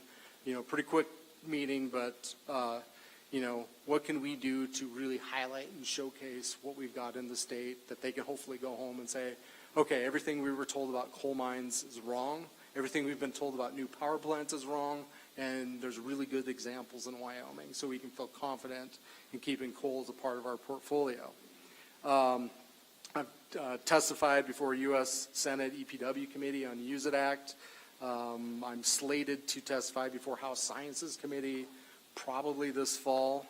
I've given countless ITC presentations. I can talk about that in my sleep. One really unique thing, and it was just an opportunity to get out there and talk about it in a different way to a different audience, is we gave a TEDx talk in Cheyenne on, I should say we did, I gave a TEDx talk. in Cheyenne on the ITC and our philosophy and how we did things and structured that to make that a reality. There's nothing more nerve-wracking than stepping on stage with no notes to give a 15-minute talk and knowing that everything's sort of built on whatever, and if you misstepped one, you could just come crashing down. So that was interesting. I've done podcasts with the Cheyenne Star Tribune and NPR on various energy things. A couple things I don't have on the list but are worth mentioning is social media. We've got a couple different social media accounts to push various topics. One is Stay Strong Wyoming, and that is specifically targeting or pushes coal export related issues. The other one is Wyoming Wind to talk about wind and transmission issues. And we've also done a number of letters of support for various projects as they are trying to get through different aspects of their permits. Representative Byrd, we'll let Mr. Beggar take a deep breath. He had a question. Thank you. In your fire hose presentation here, which is quite fascinating, I don't think I heard, or maybe you haven't got to it, is we're really dwelling on the existing technologies, burning coal, capturing, which are all things we need to be focused on. Mm-hmm. But what about the extension of the ITC? Where do we go with that resource in the ground and developing new markets for it, like post-processing into synfuels and things like that? Is that inside your basket of goods, or is that you'd like to get to it because you don't have enough people? Mr. Chairman, Representative Byrd, I think it's more of the latter. It's certainly, advanced coal energy technologies is broad. You can really put things in it. But with the resources that we have, we've been really focused on ITC and, specifically that project. But, I know the university is doing some really cool things with that. Certainly Business Council and Dow looking at expanding those markets. And, given the resources that we have and have as a state, as a whole, we try to tap into and hand off various things as it is appropriate. So when the carbon recycling labs guy came in, and I know he's the one who gave the presentation during the session, one of the first meetings that we had that day was with, Jeremiah Riemann, Sean Reese, a couple of members, I think Matt Kaufman was there with the Endow board saying, as we're talking this broader economic diversification thing, this really is in the wheelhouse of Endow, and we will support how we can, but sort of trying to just hand that off. Yeah. Representative Bridge, you have a follow-up, and then I just also for the committee again, we are, and it's good. We're going to have all the agencies or authorities, quasi-agencies, speak to their mission, but we're also want to explore the opportunity of the Energy Authority. So, Representative Byrd, go ahead with your follow-up. Well, thank you. To follow up on that, so my point here is that we have this resource, and you're really dedicated to that. So should it be this group on this side of the dais that are pushing those other agencies, or maybe expanding your footprint with more staff and people so you can explore or go out and actually vet these new technologies so we can start to look at them and start to bring those online? Or should we be focusing on the other? Tell me what you need so we can go to the next step. So our goal is not just looking at existing, ignition technologies and where we're at right now. I want to see synfuel plants and all the next level technology that we can leverage out of this coal for the next 50 years. So why don't you tell me what you need and what your associated agencies need? Mr. Chairman, Representative Greer, certainly if we had more resources, we could venture into a lot of different avenues. Like you said, synfuels, coal to products, coal to, whatever, carbon fiber, but again, I think our greatest, one of our great partnerships is with the university, and we don't want to duplicate what is being done elsewhere. And the actual hardcore R&D is the domain of the university. So there's kind of some gray area in between, but where we try to do, or what we really try to focus on, is how do we take those great technologies that seem to have the most commercial merit and link them with the appropriate people to make a project a reality. So this morning when I was speaking and Director Carpenter was talking about needing a champion, well, I think one of the roles we try to play in Wyoming is trying to find that champion. You know, whether that's the CEO of Basin Electric, Paul Sukit, who is, you know, have had his company devote incredible resources to the ITC. You know, maybe that's, we pull something together, a project together, and take it to him and say, you know, does this fit within your domain, and can we make this happen? So, you know, certainly more resources would allow us to do more things, but I do fully appreciate and understand the financial situation of the state. And my understanding of that, this discussion today is specifically looking at, okay, we can't create a new department, a new entity, a standalone on top of what we already have, but can we achieve those goals by creating and you know, reshuffling the deck chairs in a way that better aligns with our needs of today as opposed to years ago when these different entities were created. Because, you know, in order to move these projects forward, you do need that critical mass. Okay, any questions? Yeah, for Mr. Baker, go ahead, Senator. Do you think, Mr. Chairman, do you think a larger organization would give you more resources, or would it just bog you down in bureaucracy and you not have the flexibility to be able to do all the things that you're talking about doing? Mr. Chairman, Senator Anderson, there are certainly pros and cons to larger organizations. You know, and my official position on this is legislature sets the policy, we will carry it out. You know, one of the cons of that is, yeah, you could create a larger organization with more administrative headaches and burdens, but I think the key would be how do you do something, you know, and then the great advantage of an authority is we can operate like a private business under sort of the mantle of the government. So one thing that we can do is we can kind of sole source contract. We're not beholden to the same procurement rules. We can move fairly quickly.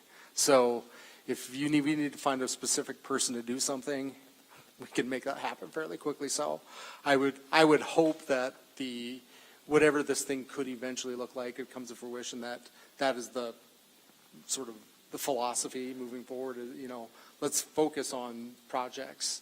You know, one of the benefits would be if you have, you know, different projects in different industries go through cycles over time. You know, where it's really slow with oil, but it's really happening with CO2 pipelines. You know, can you sort of divert resources towards what's happening? You still have the other things on your portfolio, but then when it swings back, you sort of go back and swing back that way. You know, hopefully you wouldn't have people sitting idle just because oil's at $45 a barrel and nobody's really doing much. You know, I think that would be a benefit. But at the end of the day, legislature created us. You can take us away. I mean, we will push forth with, you know, however you choose to proceed. So. Okay, I've just got a couple questions I'll probably ask in some form of everyone that testifies. But again, so could you just give us the size of your board, the expertise of your board, and just briefly, you don't have to go through every board member. Just I have 5 board members, predominantly utility industry folks. 2 from utilities, 1 retired coal exec. He was the port executive. 1 who's the head of Western Research Institute in Laramie, and then another one who has a background in transportation consulting. Okay. And Dan, I also just kind of wanted to know, in terms of, you know, we look at the different, you know, authorities or quasi-agencies, things that we've set up around the state regarding energy. What duplication do you see that's out there where we have 2 people following, or 2 groups following the same path? Is there much of that going on, or is there good coordination? Mr. Chairman, I think there's pretty good coordination. You know, I talk with SER, the Enhanced Oil Recovery Institute, Carbon Management Institute, but that is more personality-based, where all of us do talk and communicate, but there's nothing mandating that we specifically work together. And as we move forward with projects, sometimes you do have to just sort of catch yourself going, well, I'm kind of getting down this path. And, Director Coddington's guys are actually working on this, and we don't need to spend the time. We can just give them a call. And so, that's a little bit more self-regulated. When I came on board, really coincided with the first sort of drastic budget cuts, and it forced us to take a really close look in the mirror and go, okay, what are we duplicating? What can we do without? What is better left to somebody else? And I think we've done a good job of kind of weeding that stuff out and becoming a leaner operation. And then a final question then is, what gaps are existing? One that comes to mind I see right now is dealing with wind energy. We just don't have anything out there. We have wind. We have federal tax credits. We have investors are there, but nothing that's working in that particular area. So what other gaps might be existing? Mr. Chairman, you're right. Wind energy is not within our organic statute. We end up sort of doing a lot of wind because wind is associated with these new transmission projects, and you sort of won't have one without the other. But wind is definitely something that we don't have. I think another area is, or it might be more of an area of confusion, is this, unlike all of our other surrounding states, and we've tried to do a little bit of analysis to understand how different states accomplish the things we're talking about today. We are one of the only states that doesn't have like a centralized energy policy office or an energy office. And so it's one thing I've heard more than once is, as a new developer or somebody coming in the state, we really don't know who to go to. The Business Council, their mission is helping set businesses up, but they don't have a particular energy expertise. SER is very research oriented, as a university should be. The state does have a state energy office within the Business Council, but they only manage energy efficiency grants through the Department of Energy. So it can be confusing to understand who do you need to go to and who can help be that clearinghouse for, okay, you need to talk to so-and-so, or oh, you have an air permit, we can get you, air administration division at DEQ is who you need to talk to, or whoever. So that is a gap. I think we have all the pieces in place, but they're not necessarily formally coordinated. Okay. Committee, any further questions? I'm going to try to move us along here just a little bit. So, Mr. Beggar, thank you. Mr. Jeffries, I think we have you up next, sir.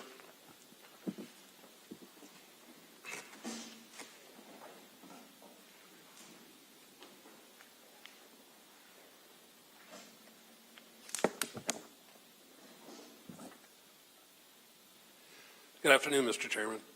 So I will quickly run through what the Pipeline Authority's mission is and the tasks that we're doing. We provided a lot of material ahead of time. I'm not going to go through that slide by slide. If there's questions that have arisen in committee members' minds from what they've read, I can certainly refer to it at that point. So the Wyoming Pipeline Authority exists because the state of Wyoming has tremendous exposure to infrastructure to move its oil and gas to market. The state currently produces roughly 5 billion cubic feet per day of gas. 95% of that is consumed out of state and moves out of state. So you have exposure to the pipelines to get it out, the rules and terms and conditions of pipelines, as well as the market demand on the other end of those pipelines. So that task is a commercially driven logic for the Pipeline Authority. What sort of things can we do that change the value of gas or oil produced in Wyoming? Because the price of gas, the price of oil goes straight back to taxable value and tax revenues. And that's the reason the Pipeline Authority has always existed. So 3 main areas that we focus our time. First is on maintaining the database of the pipelines within the state. It's hard to assess what you need to do if you don't know what you have. So there are approximately 100 companies operating 30,000 miles of pipeline in our database, and that database is constantly updated with new pipelines, changes in ownership of pipelines, nature of operation. They change sometimes from crude oil to gas service, back to gas, et cetera. We get that information from public sources. We get it from voluntary submissions. And on one notable case, directly from a member of the legislature who literally has an oil pipeline in his backyard that we were not aware of. And it's in the database now. So that activity of maintaining the database and the quality of the database, we are the expert source for that portion of the state's mapping system that incorporates all the different elements that go into the next, what's the next tag? You've got a representative of that part of the mapping process later in this panel that'll do a better job of explaining the name and how they do it. But keeping track of the data and making sure that the quality of the data is accurate so that it's not something that merely makes pretty maps but is actually accurate is the responsibility. We maintain that on a publicly available website. Our information feeds to other state agencies and to their websites. Protecting that database is part of the work that we do. According to our information specialists that work in our organization, we average 136 attempts a day to inappropriately access the database and potentially manipulate it or damage it. So securing the data as well is part of the process. The second thing we do, I referenced that 90+% of the gas in Wyoming is consumed out of state. There are 14 interstate pipelines that operate in Wyoming that are under the jurisdiction of the Federal Energy Regulatory Commission, the FERC. The rates charged by those pipelines and the terms and conditions, including the quality specifications on those pipelines, all affect the value of gas in Wyoming. Now, you think about it, the cost to get it there and whether it's allowed to flow to markets based on quality issues all affect your access to market. We have a notable example last year in the Powder River Basin. There was a pipeline company that came up for a rate case before the FERC. The Pipeline Authority intervened, and that's a step we take. You have to intervene in a pipeline docket to have standing throughout the process. If you miss those intervention windows, you can make comments, but your comments will not be part of the official record, and you won't have the ability to participate in subsequent appeals. We identify those. We get involved. The one out of the Powder River Basin involved a pipeline who had been requested or actually ordered by the FERC to demonstrate that its rates were fair and reasonable. As typically is the case, those type of rate cases lead to settlement discussions between the shipper parties, the pipeline, and the FERC trial staff. Because we intervened, we were in that group of settling parties. We identified that the proposed initial settlement terms to freeze the rates through August of 2019 would leave Powder River Basin producers exposed to substantial increases in rate after that date. We were able to push out that rate freeze because we were the only party at that point that identified the issue, push that rate freeze out to August of 2021. Depending upon what the rates turn out to be in the next rate case, that 17-month interval will save producers between $14 and $134 million in extra transportation costs. The royalty and tax impact to the state of that savings is roughly $2 to $12 million, depending on how the rates turn out. The reason for that is the pipeline's rates were predicated upon the volumes that moved on that pipeline during the Powder River Basin's heyday for coal bed methane. The contracts that were established at that time run out in August of 2019, and that's why the pipeline picked that date for its rate freeze to go off. With a new and lower contractual commitment to the pipeline, you'll take the same costs of the pipeline and divide it by fewer units, and your rate will go up. So that's what we recognized and dealt with. So for the 14 pipelines that operate out of Wyoming, they filed roughly 1,100 filings with the FERC last year. And there's probably 45 of those that have some relevance in terms of effect on rates or contain information that we're interested in. And typically in a year, there's one or two that really matter, and we intervene and become involved. We sift through that 1,100 filings without using outside consultants or outside attorneys because we have the commercial and regulatory background to know that 99.9% of those are routine and can be ignored, but we know which ones to ignore. So we do, I think, an outstanding job of sifting relevance for the state of Wyoming in something that has such an impact on the state of Wyoming. The third thing we do is foster demand. That's both in-state and outside the state. An example of outside the state is the Jordan Cove liquefied natural gas facility proposed for the coast of Oregon. Wyoming has an advantaged position for access to that facility if it's built. That facility would require 1 billion cubic feet per day of gas. To put that in perspective, the states of Washington, Oregon, and California on an average day basis consume 8 billion cubic feet per day of gas. So that's a 12.5% increase in market demand in a location where we have at least an equal and I think better than average shot at being a supplier.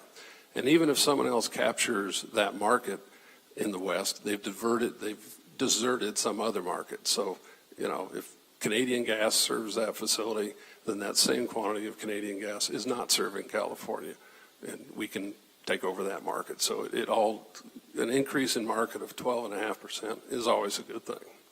With respect to in-state, as an example of cooperating with other agencies, the Wyoming Business Council was approached by a party who wanted to build a specialty chemical plant outside Cheyenne. The name of the entity is Standard Alcohol. They make a variety of boutique alcohols that go into a refining process. So they wanted to build a site or consider building a site in Wyoming, and they were looking at the Swan Ranch facility outside Cheyenne. They approached the Business Council about it. They had questions about access to natural gas supply. The Business Council immediately referred them to the Pipeline Authority. We sat down with Standard Alcohol and walked them through the 6 different pipeline choices available to them at that site, the characteristics of the pipelines as to minor differences in gas quality between the pipes, which if you're using gas for feedstock matters. It doesn't matter if you're burning it. It matters if you can use it for a feedstock. Walk them through how the pricing differed on the 6 different pipelines relative to a common price at the Cheyenne trading hub nearby. Gave them it's only a few pennies difference between this pipeline or that, but it's part of your process costs. We walked them through that. Gave them a rundown on the distance and the likely connection cost to each of the pipelines. And then with their consent and the pipeline's consents, arranged meetings with 4 of the pipelines between this potential demand for gas and the pipeline companies, not to be their negotiating agent, but to be there to sort of translate pipeline speak to customer speak and back and forth, make sure all the right questions got asked. We saved them a lot of time because in setting those meetings up, we can call up the pipeline and we know who to call. We're not calling the main number and winding our way through the company. We know exactly who in business development at that pipeline company is the right person to host this meeting. So we save them a lot of time. If they go forward, the facility will use 7 million cubic feet per day of gas. That's $2.4 billion a year. That will make them a top 10 consumer of gas in Wyoming. The facility would employ on a permanent basis roughly 35 employees.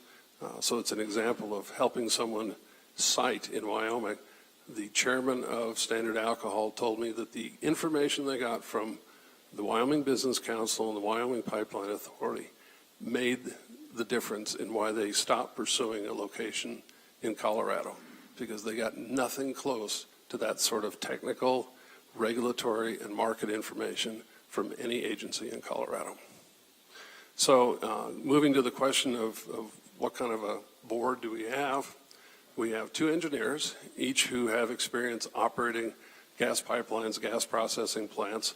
One is now a member of the Oil and Gas Commission, Ken Hendricks, who used to operate Salt Creek Field for Anadarko, and the associated CO2 pipeline. One of the other engineers, a gentleman named Dave Canini, previously was a vice president for Anadarko and a president for several other gas processing companies, and prior to that was with Western Gas Resources, and where I was previously as well. And we installed over 1 million horsepower in the Powder River Basin and built over $1 billion worth of gas processing plants throughout the West. So very relevant experience to what we do.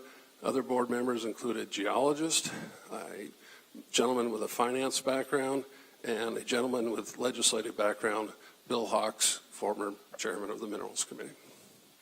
So we're able to do what we do based upon the expertise of our board. As to the executive directors that the Pipeline Authority's had in the sort of modern era of the Pipeline Authority, myself and my predecessor have the same background. I'm an engineer. I'm actually licensed as a professional engineer. I started as an engineer for a pipeline company in Houston, and then I moved into the marketing department and have held officer-level positions over marketing and trading of natural gas throughout the United States.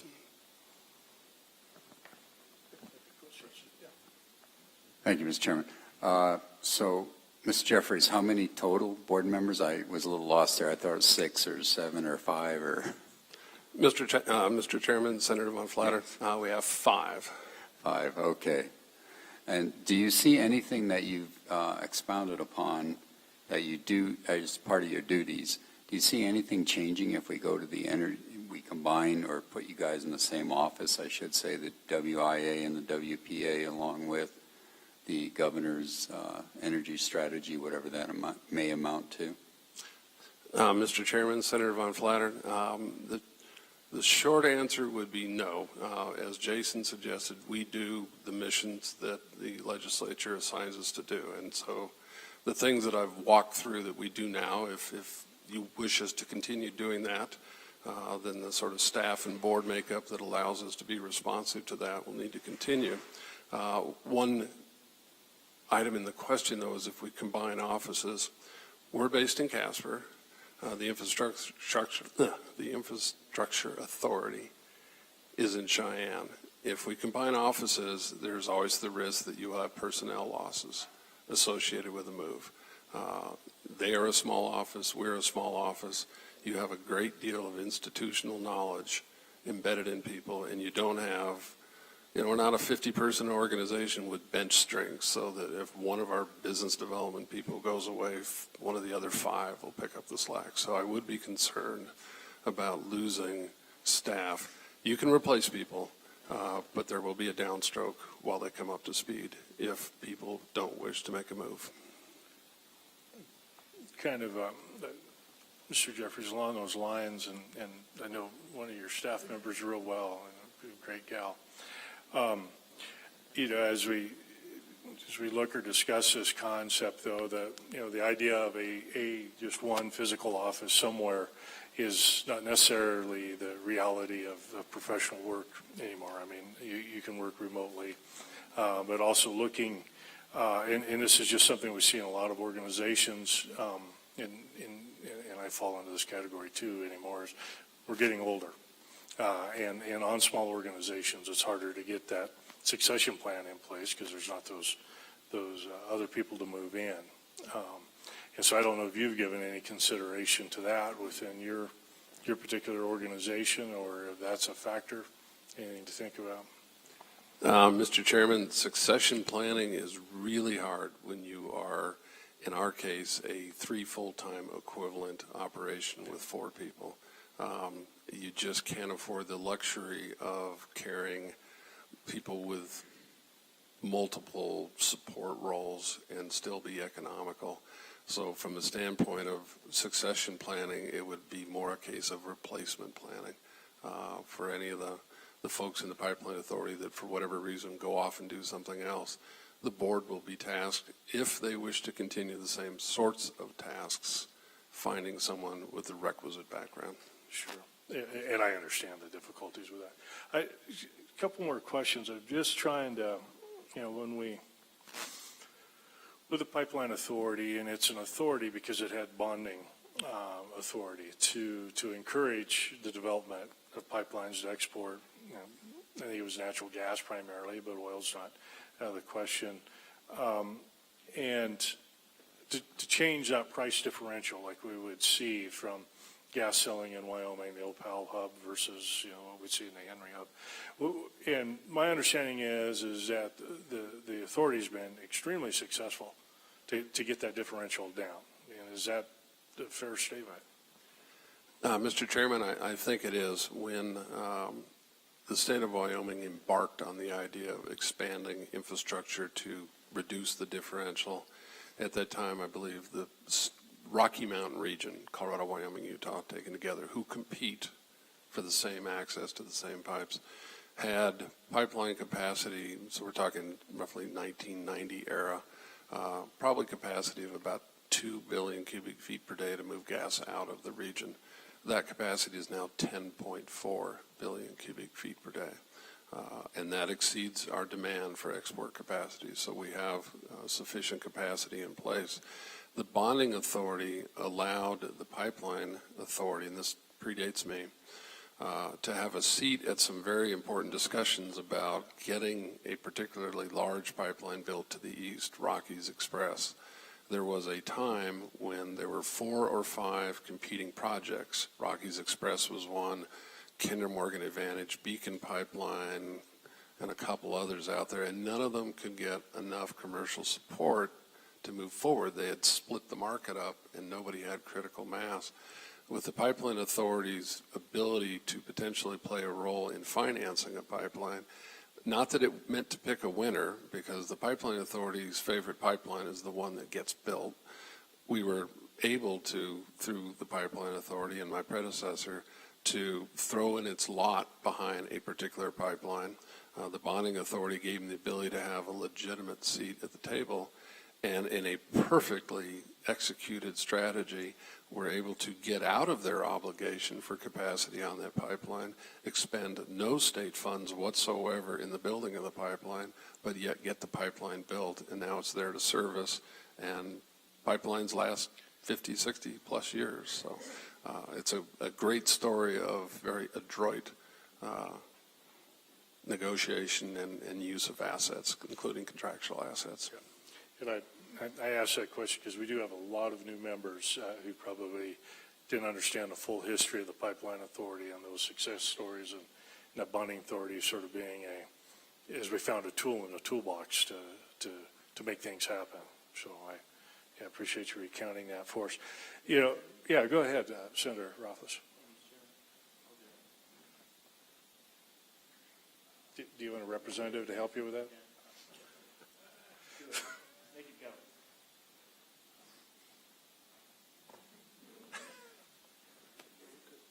Oh, you got it. I think. No, you didn't. There we go. I think one of the other things that's kind of important for the committee to understand, and those that haven't become familiar with the pipeline authority, is that relationship and the quasi-governmental. One aspect of it was establishing it as quasi-executive so that we could have the bonding authority. But can you talk a little bit more about the governance and the organizational chart? My understanding, if I recall correctly, is that you report to the board. The board is selected by the governor with review by the Senate, but there is not really a chain of command line drawn. It's not a full executive agency. Can you comment more on that and the nature of the organization? I think that's important to understand, and that's the same as the infrastructure authority, as I understand it.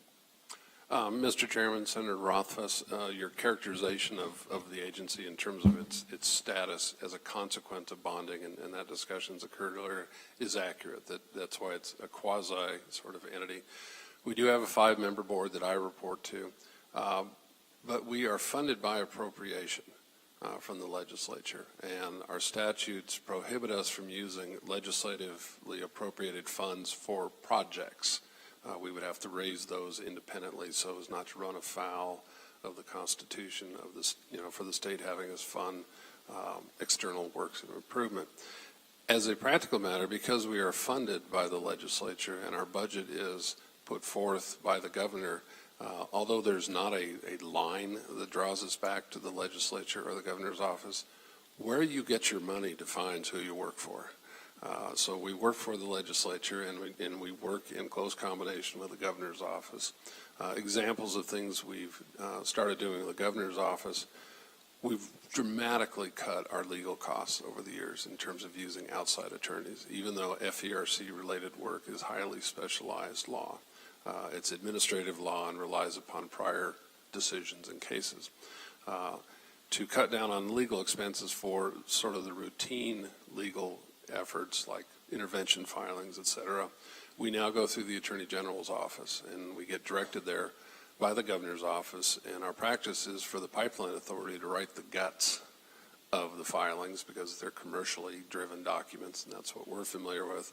Turn it over to the Attorney General's office to clean it up into the proper formatting, and often jointly file as the Pipeline Authority in the state of Wyoming. So it's a coordination we do, and that necessarily means we have to come to the governor's office and explain, why is this particular FERC matter of import?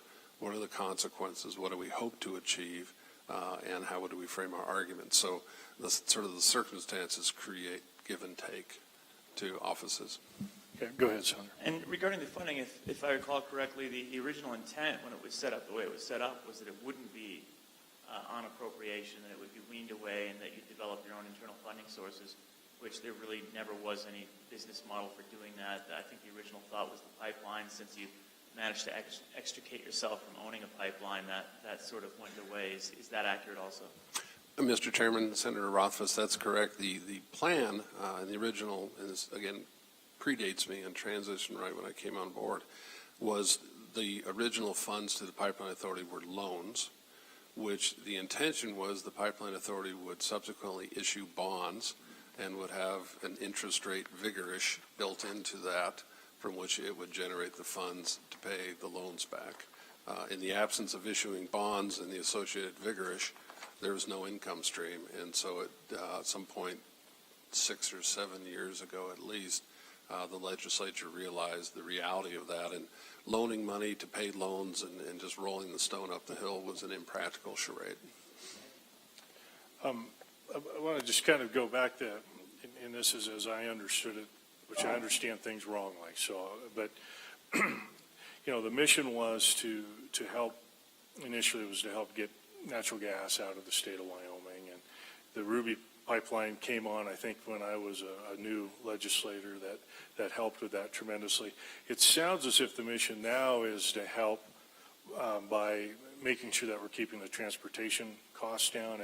Is that a true shift in mission that you've seen in the last few years? Is that a fair statement? That is a fair statement, Mr. Chairman, and I'd add to it that part of it's protecting access to the pipelines that do exist. As an example, and it's in the packet of materials, there's a pipeline called Northern Natural Gas that starts in the Permian Basin of Texas, and it runs all the way up through Nebraska, the Dakotas, Minnesota, and Wisconsin. It is fed by a pipeline called Trailblazer Pipeline that comes out of the Cheyenne Hub. Northern Natural, at one point, wanted to change its gas quality specification by lowering a particular limit on a constituent or a component of the gas in such a way that for Wyoming gas coming out of the Cheyenne Hub and going down the Trailblazer pipeline, it would no longer be compatible with that pipeline.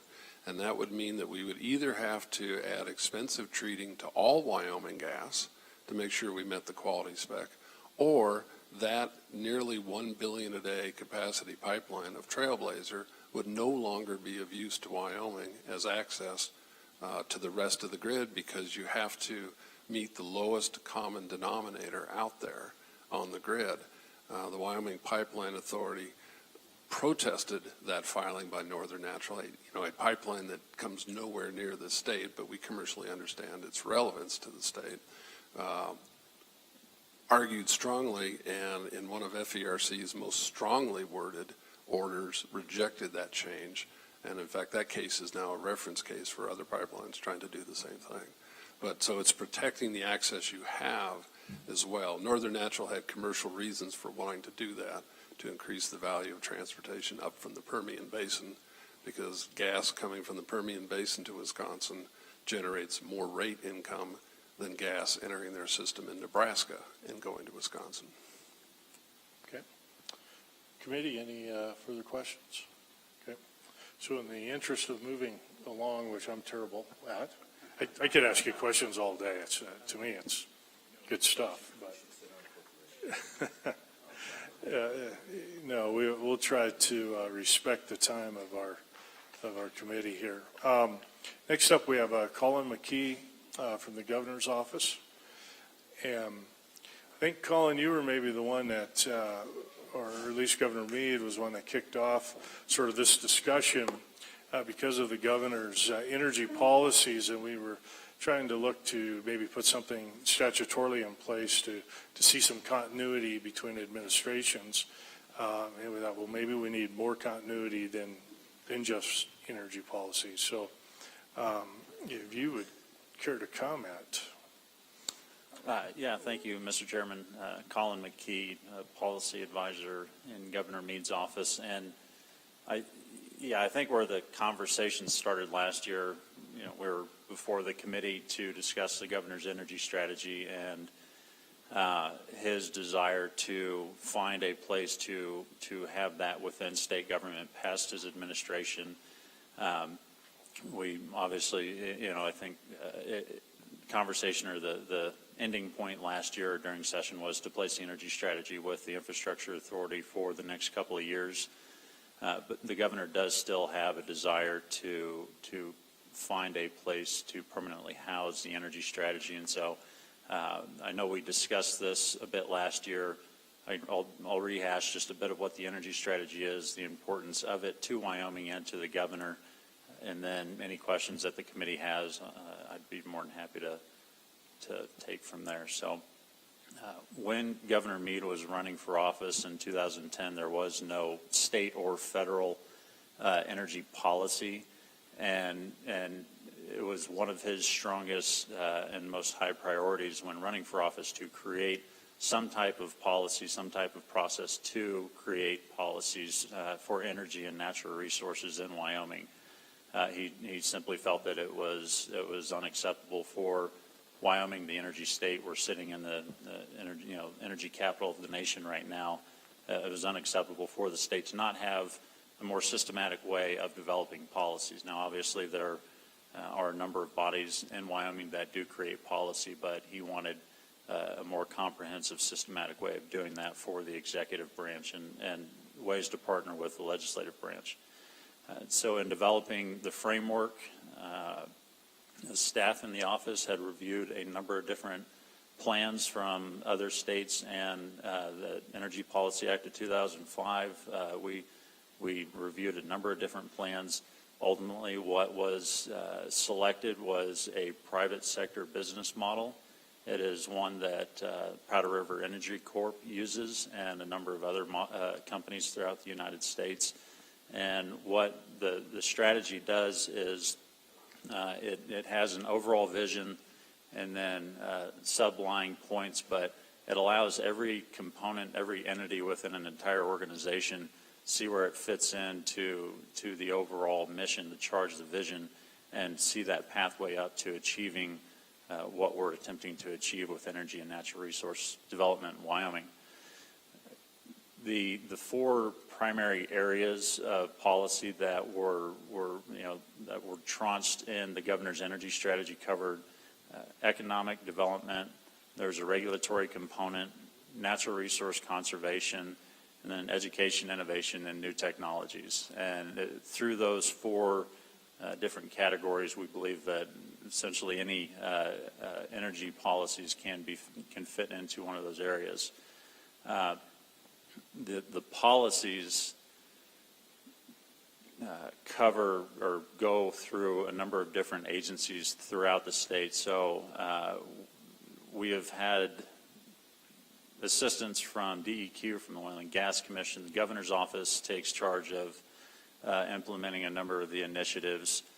Department of Ag, University, we've worked with them. Game and Fish, the energy strategy, and the agencies who are integral in implementing these policies is really broad across the state. And so It's been through this framework that the governor's been able and the state has been able to have a more concerted and comprehensive development and implementation process for policies. Some of the initiatives that have been developed through this process, there's the CO2 pipeline corridor. There were a number of updates and overhauls to regulations at the Oil and Gas Conservation Commission. There's the Natural Resource Energy Explorer tool, which Teal will speak about here shortly. So there's a development process. There's another important component to the energy strategy, and that's a forum to highlight the policies that the state of Wyoming has set for itself for energy and natural resource issues. So the Integrated Test Center, I think, is a great example of that. That was, an initiative that was created through work with private sector, with the executive branch, legislative branch, and others. The governor put that in his 2016 energy strategy because he wanted to highlight the importance of that policy for Wyoming. And it's been said, if you don't market, if you don't communicate what you're doing in the state, then folks won't know what you're doing. Now, the ITC is obviously marketed in a number of different ways, but that's one form of showing folks what it is we're doing here. Mr. McKee, I want to Yes, sir. just interrupt, and sorry. It's a thing I was trying to put my finger on with this. And again, like when we started, I had read the Energy Commission report that was done 12, 15 years ago.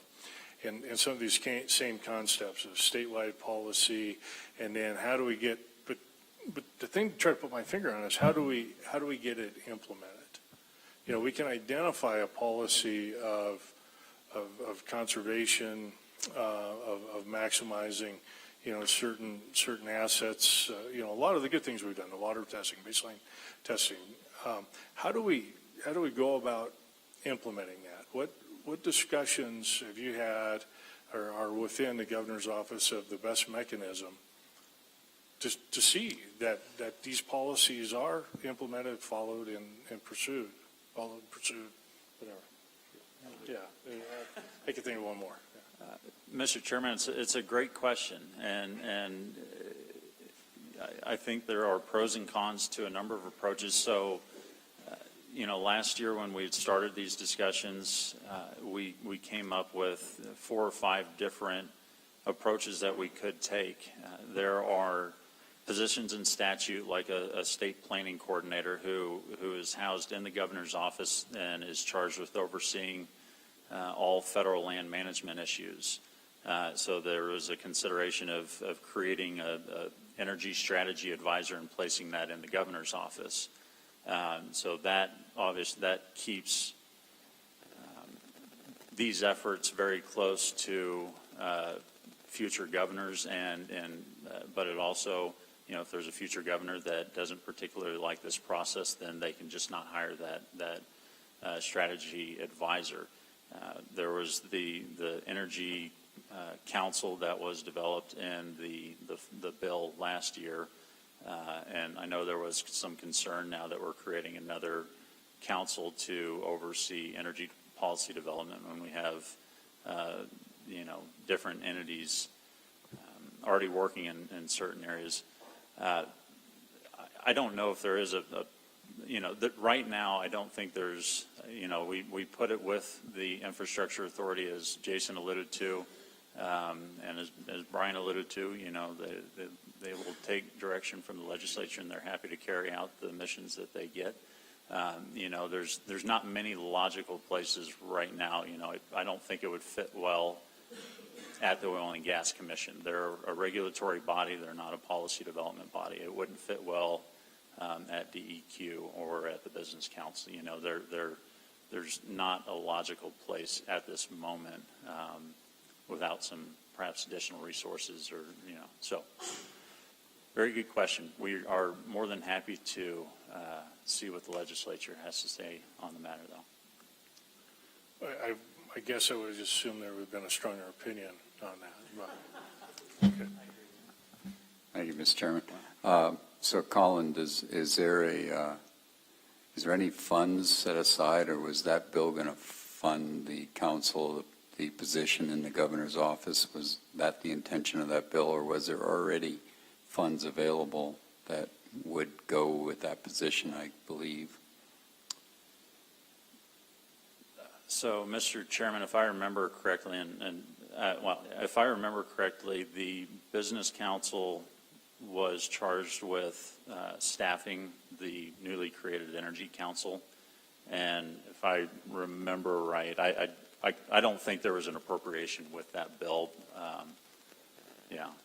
So, and Mr. Chairman, I guess to that to your prior question, where we came to last year was the development of an Energy Council. We did think that that was the most appropriate avenue to take this. The council was appointed by the governor, so future governors would have a role to play in how this council would be composed, but it would also be, somewhat removed, a little bit autonomous to be able to develop policies, that the council felt were best for the state.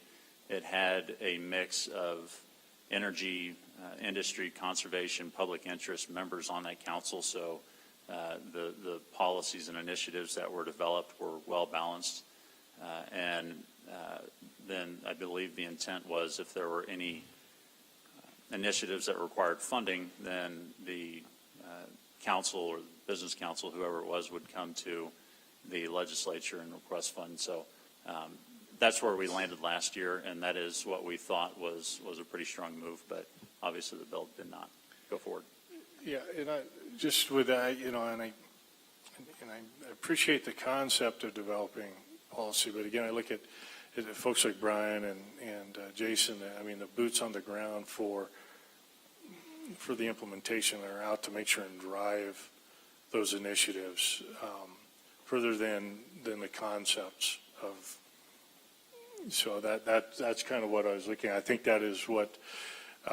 When this subject came forward in terms of an energy authority and the strategy is how do we meld those two together so we make sure that we have a good solid energy strategy and an all of the above energy strategy, I think is something that we have to be aware of here in the state. And then how do we manage that and make sure that we've got boots on the ground to make sure that the initiatives are followed or pursued. And again, when we're talking about diversification of the economy and value added, these are key tools, key initiatives that we need to be following. So, Mr. Chairman, for my experience with the energy strategy is you do need someone to lead the efforts, to be responsible for coordinating groups at the outset of getting the different interests together and figuring out what it is that the state should be doing, and then, developing the initiatives and the policies. A lot of the work, though, does rest with the agencies because they're the ones with expertise in these areas, and so, there's not necessarily one person who is in charge of developing and implementing, everything. We've had over 80 different action items or initiatives through the various items in the energy strategy and water strategy. One person can't do that, but like I mentioned, we have charged the Oil and Gas Commission, Business Council, DEQ, others with implementing a number of these initiatives. So it's really a statewide, systemic deal to accomplish the tasks in the energy strategy. Mr. Chairman, looking at the models and the concept of the commission that we looked at last year, an energy commission, one of the concerns that I have with that, I'd be interested to hear what the views were from the governor's office, is we've probably already got about 4 boards and commissions related to energy policy right now. If we created another one that was the Energy Commission that somehow overlaps all of the responsibilities of their boards and commissions. Boards and commissions are notoriously slow at doing work. They're not the on the ground that the chairman was talking about. They typically volunteer, paid zero or something close to it, and we're relying on their goodwill, so we can't really have an expectation of them doing the hard work and getting things done quickly. So I think a commission might be a good idea, but it's not necessarily sufficient to carry out what the commission comes up with, and again, interacting with these other commissions. So what was the vision or the intended vision for that legislation about the commission and how it would interact with the Infrastructure Authorities Board, the Pipeline Authorities Board, we've got EORI's board, we've got the School of Energy Resources, the board that oversees them. We just have a number of other ones. How was that envisioned to interact with all of the other groups, or was it supposed to maybe be an oversight entity? Mr. Chairman and Senator, I don't think it had an oversight role to play in any of that. I think the other boards and commissions that are in existence right now might have more narrow or specific focus, maybe more technical, more infrastructure, more natural gas oriented. The Energy Strategy Committee or Council would be much more broad and much more comprehensive. They would all work together. Again, I think any of the other boards would continue to do the work that they're doing, but if there were a particular policy or initiative that really needed to be highlighted or get some extra momentum, or if the energy, those could be pulled from another commission up to the Energy Council, or they could be worked on jointly. So I think the Energy Council we were contemplating last year had just a much broader mandate to look at energy in an economic development sense, and a regulatory and a natural resource conservation, to look at things like the ITC. I know you'd made a comment last year, why don't we come up with an initiative to help solve the state's $400 million or whatever, the number is, revenue deficit. You could have, initiatives that would try to look at issues like that if it's appropriate for this type of Energy Council to look at.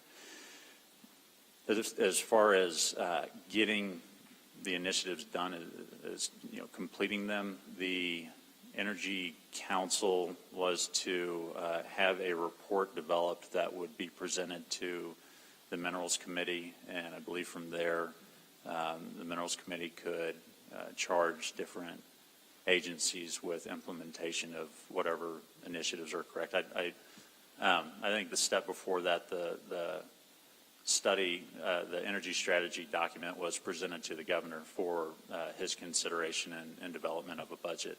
And then and then the Energy Council is also consulting with the Minerals Committee through the interim. So there was kind of a combined process there if there were items to be implemented. Any further questions? Mr. McKee? All right. Well, we appreciate you coming back and participating in the conversation. Dr. Carpenter, if you're ready, we'll move along. I can feel Senator Anderson kicking me from clear down here, so we'll keep moving.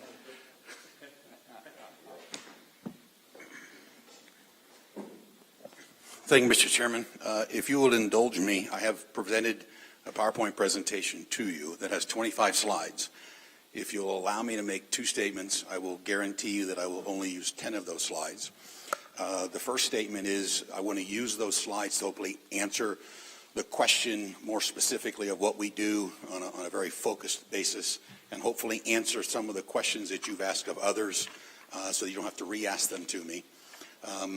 And secondly, to answer what the commission thought was the original question. And I qualify it by saying original question because based on Senator Von Flatern's description and context today, I'm going to offer a slightly modified response. If with your permission, on slide number 3 shows the Enhanced Oil Recovery Commission. That is the gubernatorially appointed statutory commission, ex officio of the governor, a member of the Wyoming legislature, ex officio of the state geologist, and then there are standing members from the Wyoming Oil and Gas Commission, a member of the University of Wyoming trustees, and then 3 members at large, which you see there. What I would bring to your attention is we have 3 new members, which are different from what we heard last time. We have a new state geologist, Ken Hendricks as the new member of the Wyoming Oil and Gas Commission, and Bob King. If I could get you to slide 4, is our mission. It comes right out of statute. It's relatively straightforward. Our job is to look at increasing reserves and production that might not otherwise be occurring, i.e. enhanced oil recovery. And that does come straight out of the statute that the legislature created. Drawing your attention to slide number 9, we're very proud of some specific work that we have recently completed. We used $500,000 of monies to put on the street with a one-to-one match from industry to say, we'll put in $1, you put in $1 to do research. Our expectation was to take $500,000 and leverage it to $1 million of research. To our great surprise, we've leveraged almost $2.2 million worth of research, almost a 5-to-1 return. We've got great projects with wonderful Wyoming operators looking at a diverse cross-section of issues that we've been trying to wrestle with. It's amazing when you ask people, tell me what keeps you up at night or what problem we can help you fix. They don't have a lot to say. When I say I've got $500,000 to buy that answer from you, lots of people show up. So this has been a great, successful program for us. Will generate a lot of work. Just to help me with, when times are better, we set aside funds for our matching funds. How were those managed again? The matching funds that you may be referring to, Mr. Chairman, I think precede my tenure as the director. These funds are part of our standing budget, our standard budget that we came in to do projects, as opposed to us identifying a particular project to go do. We solicited people to bring projects to us and funded those out of our general revenue budget. Okay, yeah. The other, I think, was, let's say it was through the School of Energy Resources. We used that with some of the projects with Dr. Puri. So, okay. I believe you're correct in that regard. Yeah, thank you. Yeah, I get all of it confused. I understand completely.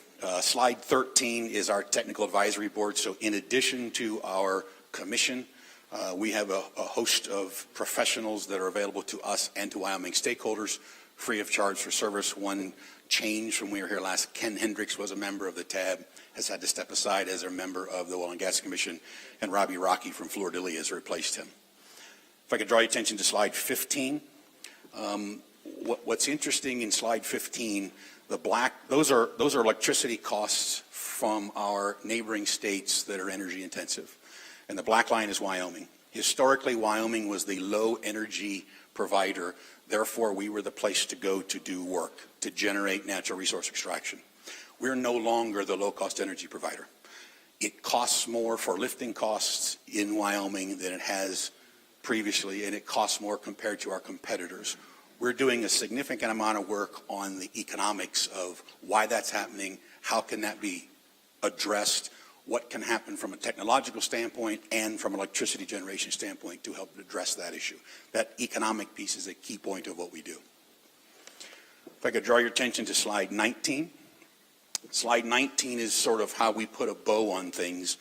We have pivoted from doing more traditional academic research. Historically, let me hit the pause button and take a step back for a moment.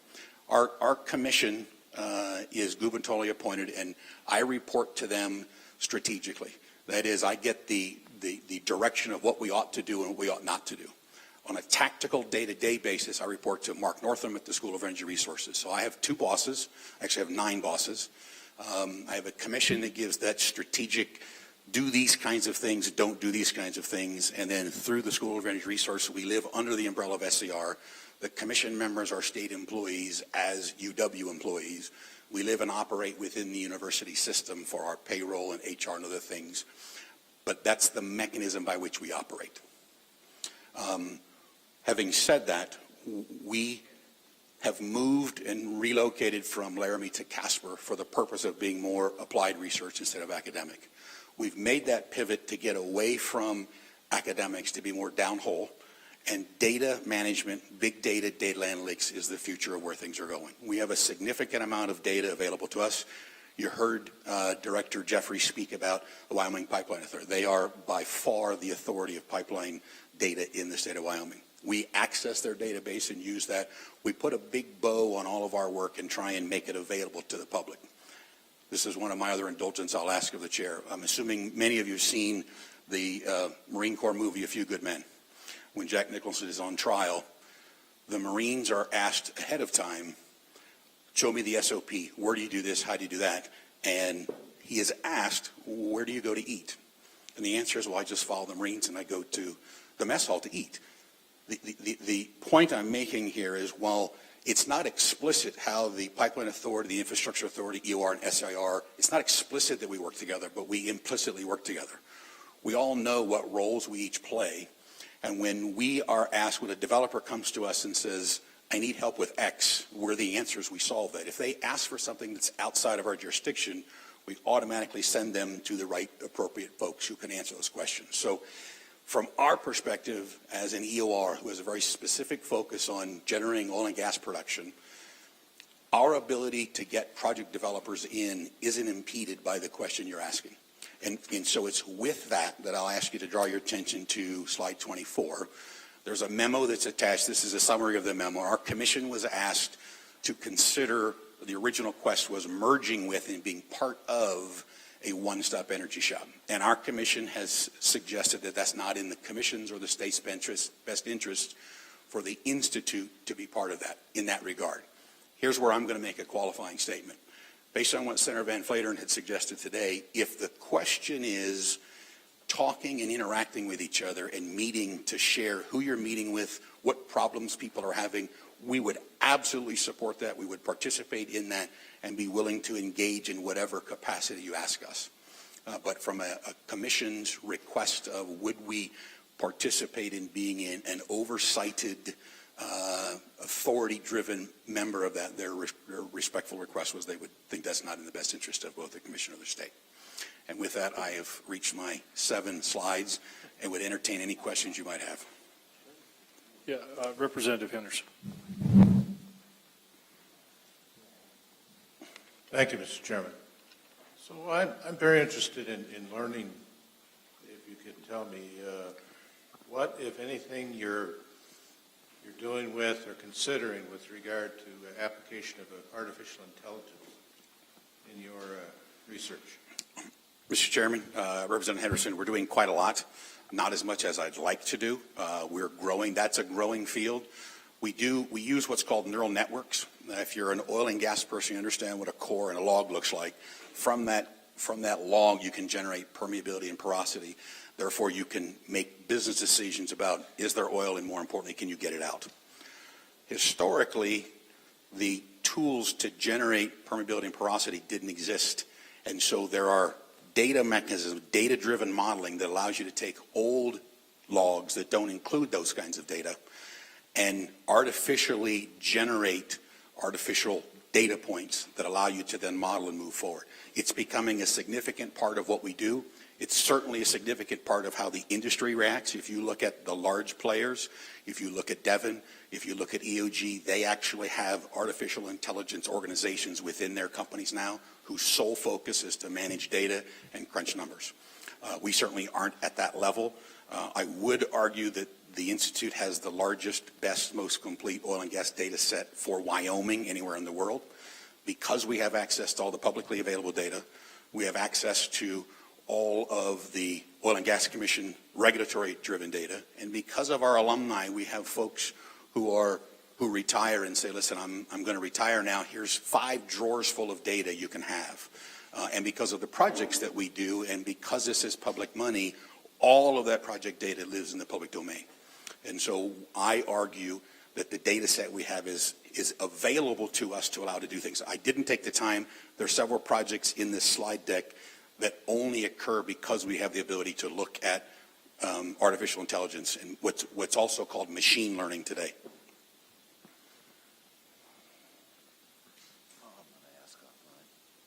Do you have a question? I do, but Well, no, we're here to ask questions and to learn, so go ahead, Representative Byrne.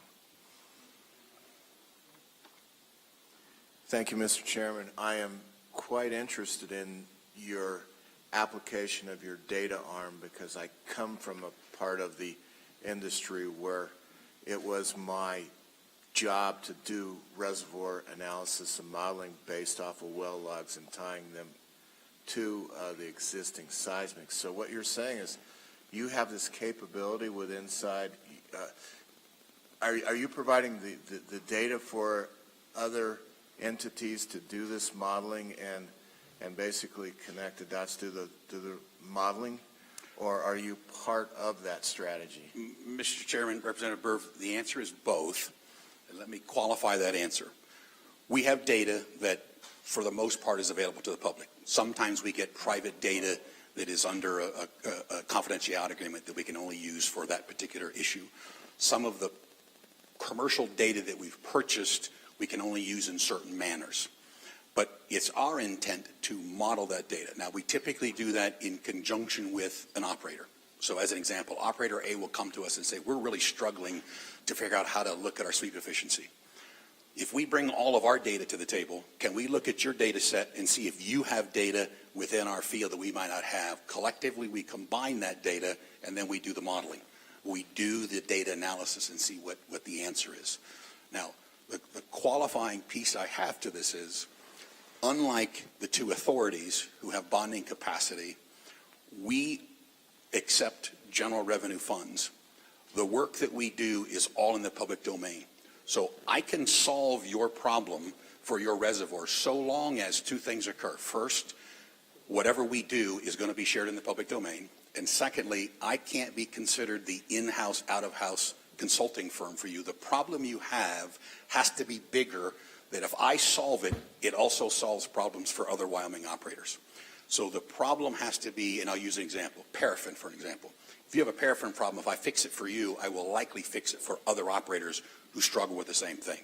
If you have a water issue, if I solve it, we will likely solve it for all the other oil and gas analogies that exist out there. So we walk that fine line of saying we do projects, but the projects have to have a broad application beyond a single solving your problem. It has to be a wider Wyoming problem. And I hope that answered your question. Mr. Chairman. Go ahead, Representative. Yes, that does, but it leads to another question, because in that industry, I know people who made lots and lots of money by basically brokering what you're describing there. And I would like to know that I guess you alluded to a quid pro quo of data exchange and information exchange. Are we in a position that we should be looking at this as a potential revenue source, or should that be off of the table in this discussion? Mr. Chairman, Representative Byrd, I would suggest the latter. It's off the table, and let me explain to you why. Most of the projects, the example I gave you, most of the projects we do are for small independent Wyoming operators. The EOGs of the world, the Chesapeakes of the world don't need our help. They have all the data they need. They have all the people they need. We have access to about $5 million a year of subscription fees for software. Schlumberger's Petrel, Eclipse, CMG, the modeling softwares that industry uses. Most small independent operators can't afford to have access to that. It was the intent of the formation of the Institute, based on historical knowledge that was shared with me. Then in the downturn, when the majors left, many small independent operators had the opportunity, if they operated along with Marathon or Exxon or BP, they could go to Casper and sit with their reservoir engineers and talk about their collective assets. When the majors left, that asset disappeared, and the small independent operators had no one to turn to. And so our institute was created to fill that void. So the long-winded answer is to say the lion's share of the work we do for the small independent Wyoming operators who has no ability to pay the $3 million a year subscription that Schlumberger charges for Petrel, nor do they have a staff of geologists and engineers. If they're not doing oil work, they're doing ranching work.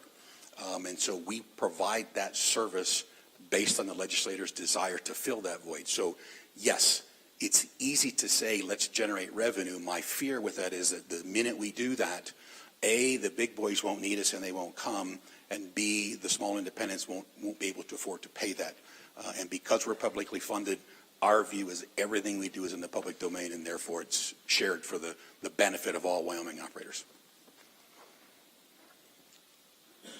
Now, that doesn't say, if I might expand a bit, it doesn't, very similar to Director Jeffrey's comment that there's 136 attempts a day to get to their database. That doesn't mean that people don't show up for the purpose of trying to exploit that and use that. And so we're very specific about the data we have is for this particular project, and we don't allow outside folks to just come in and have our data. We try and filter that through so that we have a public face called WIRIT. It's the Wyoming Reservoir Information Tool. It's on our website. It's a web-based platform that anybody can have. You can break it, tear it up, and use it any way you want. The lion's share of the data is behind that we have to sit down and have a conversation, understand what you want and why you want before we let you behind the curtain, as it were. Okay, I think, Dr. Northam, were you itching to comment and give us some great knowledge? Thank you very much. Mark Northam, Director of School of Energy Resources again. There is a point C of why we can't do that, and that is EORI is not allowed to compete with the private sector. We had a laboratory where we did technical service for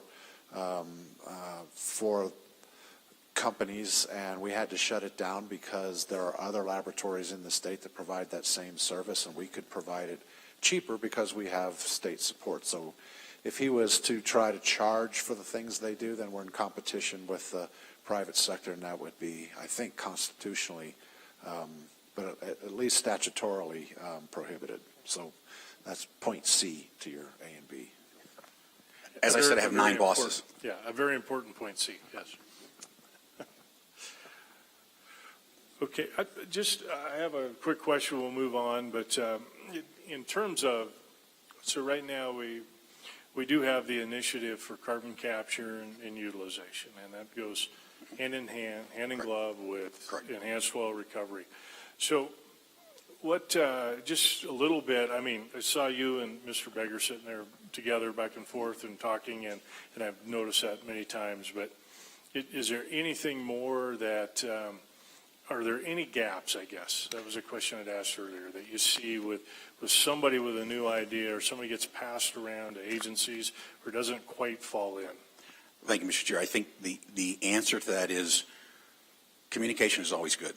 And Jason and I talk typically when there's a need.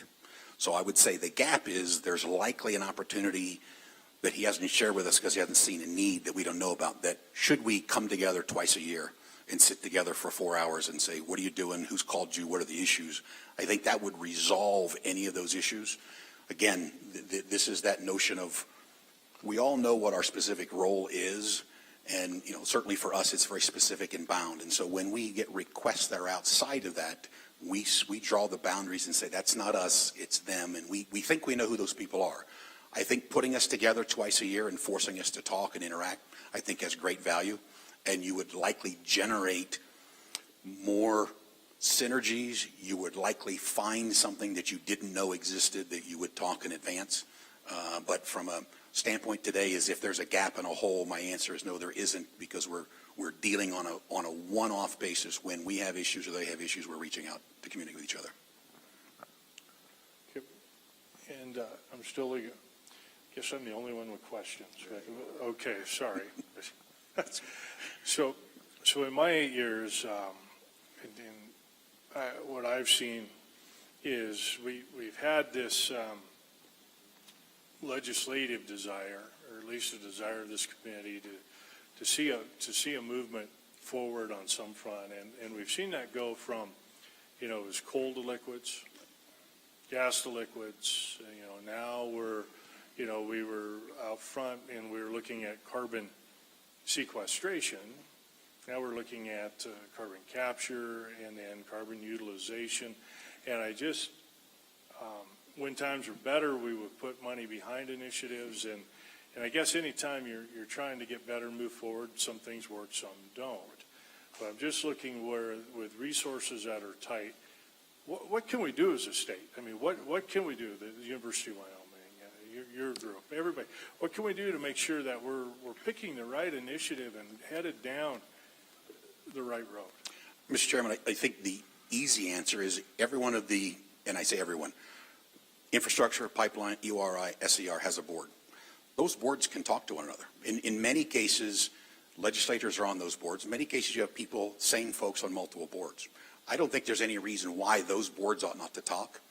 I also don't think there's a bad idea with suggesting, or say we use the more strong word of mandate, that those commissions and authorities get together at least once a year and talk. I don't know what Director Jeffries doesn't know, because we don't talk that often. I don't think talking is ever bad. Communicating is a great thing, and having us come together, let's say at the end of the day, it costs you 2 days, a couple hours to travel somewhere, meet half a day and go home. You do it twice a year. 2 days investment by the directors of those agencies and or those boards, I think would garner an awful lot of investment. I don't think it necessarily has to be mandated. I realize the governor has a strategy that you all are wrestling with. How do you implement and make it go forward? But from my perspective, and again, that's a focused EOR perspective, the pieces, parts of the puzzle that we need to have, we reach out when we need to have them. I think it would be a manner of leadership and certainly a manner of suggestion that you all, and then all being the 4 other entities that you think ought to get together, should talk. Remember that many of these organizations do talk. And so we are across the parking lot from the Oil and Gas Conservation Commission. Director or Superintendent Watson probably sees too much of us. So there's the notion of, are we seeing each other too often or not enough? Many of us have perspectives that I'm talking to Brian often enough, or I'm talking to Jason often enough. But their perspective, maybe it's not enough. And so setting a standard to say, listen, at least twice a year, you guys are going to get together and in essence do what we did here today. That presentation that we heard from the other 2 authorities had some value for us. There's some takeaways, some things we learned, and the hope is that our presentation did the same. That's an easy fix that doesn't need a legislative mandate to do. We all work for you. If you simply tell us to get together twice a year, I could see that happening. Okay. Thank you, Dr. Carpenter. So, Teal, are you ready? This is, it's kind of, we asked, the work that you're doing is quite interesting, and it ties in with the governor's energy strategy, and I think maybe have you explain who you work for, how you're funded, what you're working on, and who you work with, please. Sure. Thank you, Mr. Chairman. Everyone, I am Teal Lykoff, and I work for the University of Wyoming, and specifically for the Wyoming Geographic Information Science Center. So we are a research center at the university. You all have some prepared slides. In the interest of time, I am going to follow Dr. Carpenter's lead, and I'm going to just focus on the first few. The addition, pretty much beyond slide 8, are going to be for your future reference. I can answer questions to those as needed. The Wyoming Geographic Information Science Center is an interdisciplinary research center, and we have 3 main focuses of our mission. The first is research and development. We are a geospatial center, and so we are kind of cross-disciplinary. From a functional standpoint, we sit directly under academic affairs at the university, so we are not affiliated with a specific department. We also, of course, are involved in education. We have several folks. We have 4 positions that actually are university-funded positions. And then our last component is service and outreach, and that is really where 85% of us, we're about a 20-person organization, and that is where the rest of us sit. That means we are essentially soft-funded. We are funded by the work that we bring in the door. I am part of that service and outreach component, and that is part of what I'm going to talk about today related to NREX. The next slide, slide 3, I'm just going to touch briefly on some of the work we do. That service and outreach is focused primarily, almost exclusively, on the state of Wyoming. So a lot of what we do is to support the geospatial needs of state agencies and of other entities that operate in this state. Several of the things that have been talked about today, several of the topics, we have been from a behind-the-scenes perspective involved in. Dr. Carpenter just mentioned the WYRIT, the Wyoming Reservoir Information Tool. We helped in the development of that. We are not the data creator. They are the data manager for those data.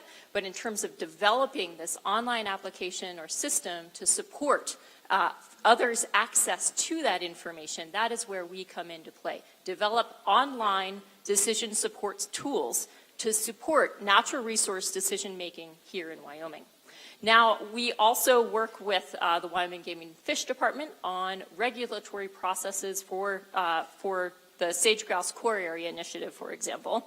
And we also work with the governor's office in supporting and providing geospatial data to the state of Wyoming. Now, I am here today specifically to talk about the acronym is NREX. It's the Natural Resource and Energy Explorer Tool. And that will start here on slide 4. NREX is a web-based set of geospatial tools that is intended to support natural resource decision-making here in Wyoming. Now, as we know, we are a development state, we are an energy state. And one of the most critical components is to have the data in order to make informed decisions about this. And we would argue that all data are spatial, right?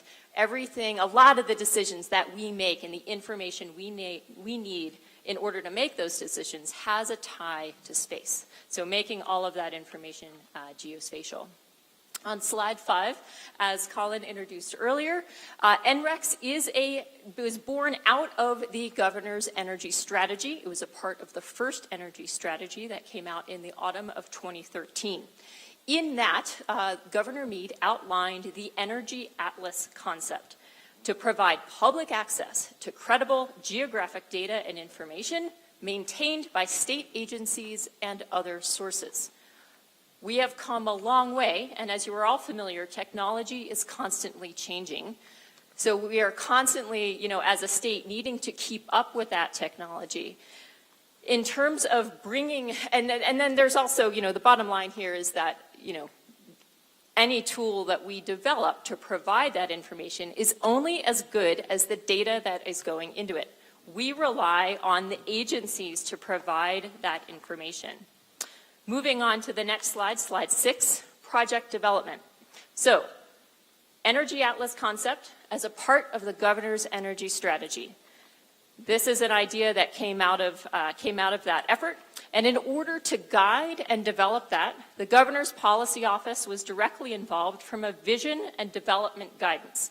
Really what this tool was intended to do was to be a synthesis, to bring together all of the agency data that we all have access to in some way, shape, or form, but if you didn't have specialized software, you really couldn't actually access that information. So I think that the part of that vision that came out of that strategy was great. We need to get this information and data in a synthesized way so that all of us, everyone who needs to make decisions, can actually get their hands on it and be able to view this in a single space. And that was a pretty big directive, and it crossed a wide variety of data thematic topics. So whereas in the past, we had developed tools that were specific to, say, wildlife or energy, this directive was we also want to see socioeconomic information in order to be able to make informed decisions with that, as well as cultural resources. If we are developing a particular place in the state, we want to be able to do an initial assessment that says, we're going to, be able to access these rail or road resources, or we're going to need to communicate with the Game and Fish Department about these particular species of conservation need, or with cultural resources with the SHPO office. So to direct the development of this tool, we also had the Business Council, and then we at WYGIS were the development partner. Now, we also had several other committees that oversaw the development.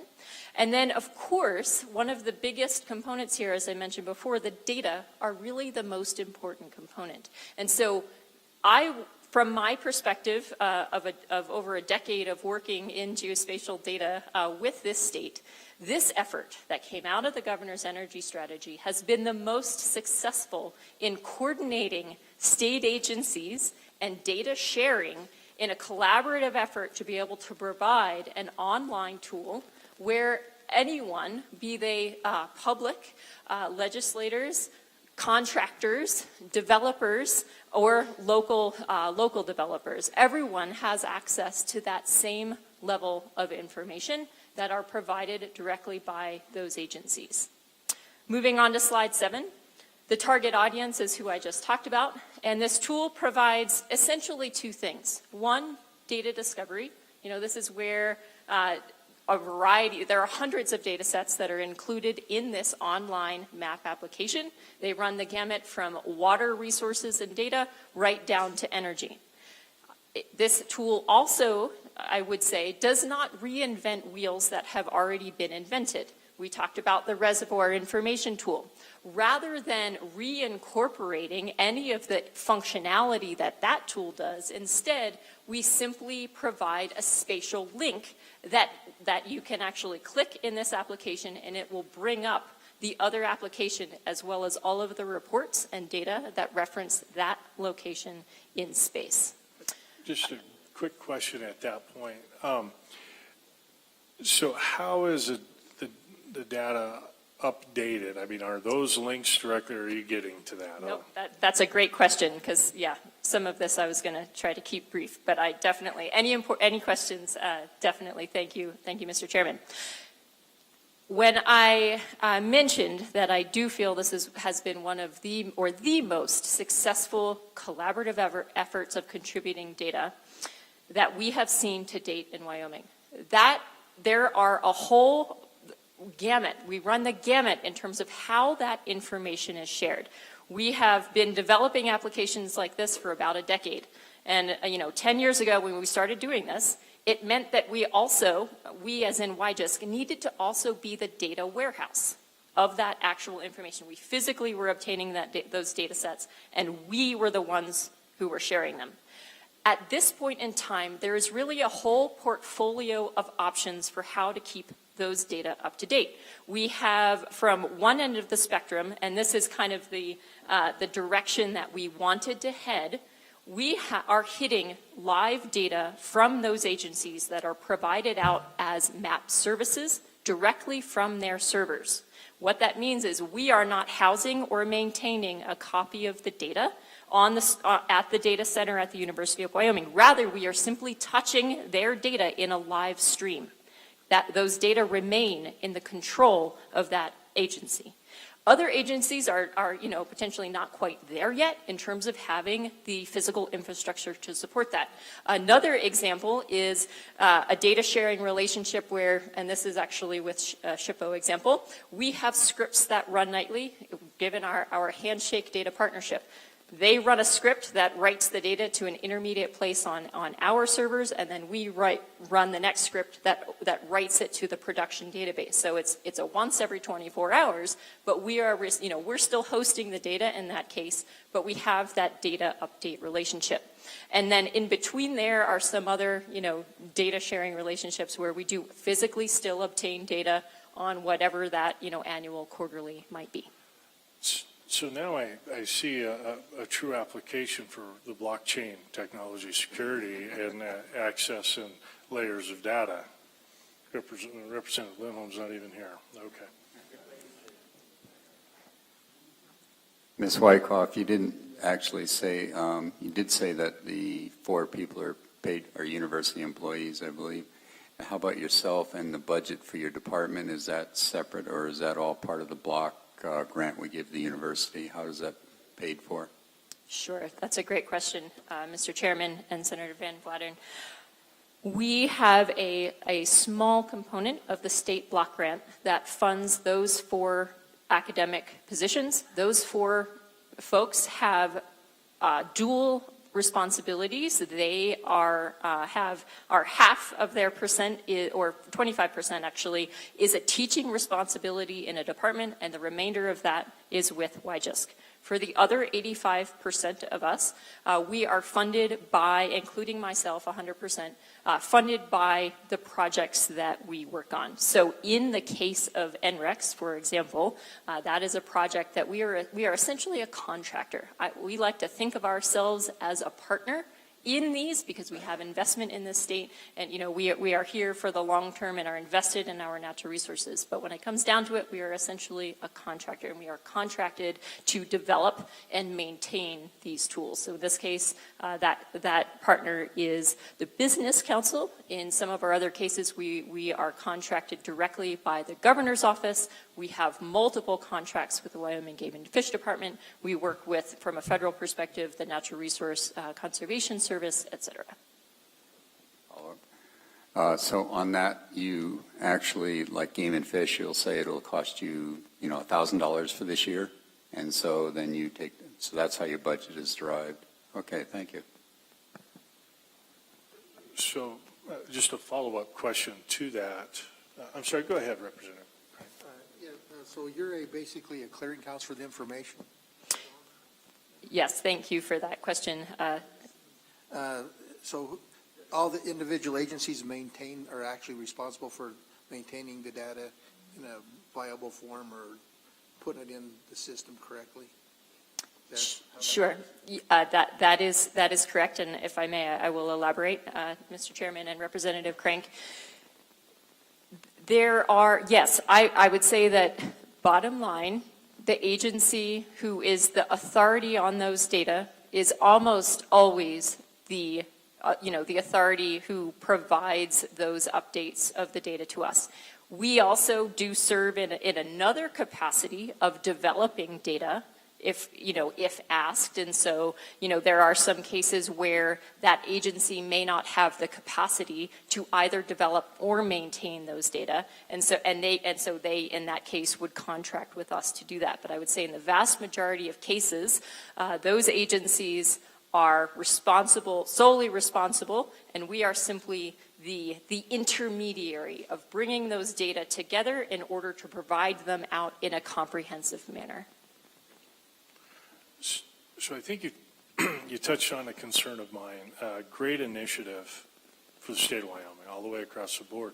But the agencies are participating because the governor has told them to. They're taking money out of their budgets and paying for the service because their chief executive has told them to. And so as we sit here in an election year, these are the things I worry about, and part of the reason we have this discussion is how do we make sure these great initiatives don't get left behind?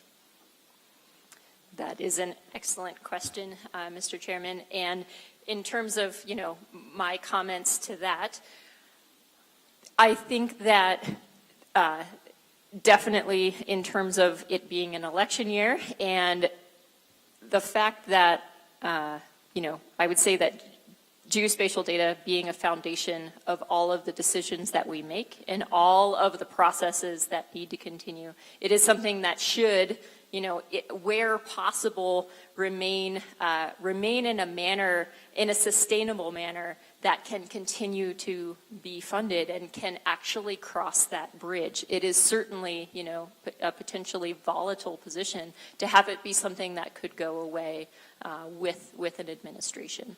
That is certainly a concern, I would agree. That's all I had. I'll stop there. It's awesome. I mean, I think this is one of the greatest initiatives we've had. It's very useful. Any questions from the committee? Okay, well, I appreciate you coming up, going through this with us. We're at that point in time then. Any public comment on this, the concept of, I guess it was an overall concept of an energy authority, energy strategy? Anyone wishes to speak any further? Okay.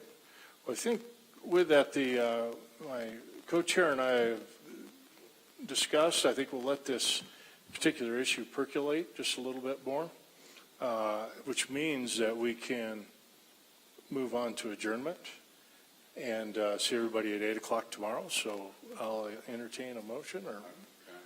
A quick announcement. The Nature Conservancy is having a reception for the committee. Well, they're having a reception for themselves too, but the committee's invited, and it's at 6:30 at the AVA, Visual Arts, Advocates for Visual Arts, which is at the corner of 4J Road and 2nd Street. This is 4J Road, this main road out here. You take it to the end, in the stoplight and the big highway in front of you, which would be a 4-laner. They're right on the right, so take this about 8 or 10 blocks. They're right on the corner of 4J Road and 1416 or 2nd Avenue in Gillette. Right, it's right by the Legion. You know where the Legion is, you know where Ava is. Okay. I need a motion to adjourn, don't I? So moved. Okay, it's been moved. All right. We're adjourned till 8 o'clock tomorrow morning. Thank you, everyone.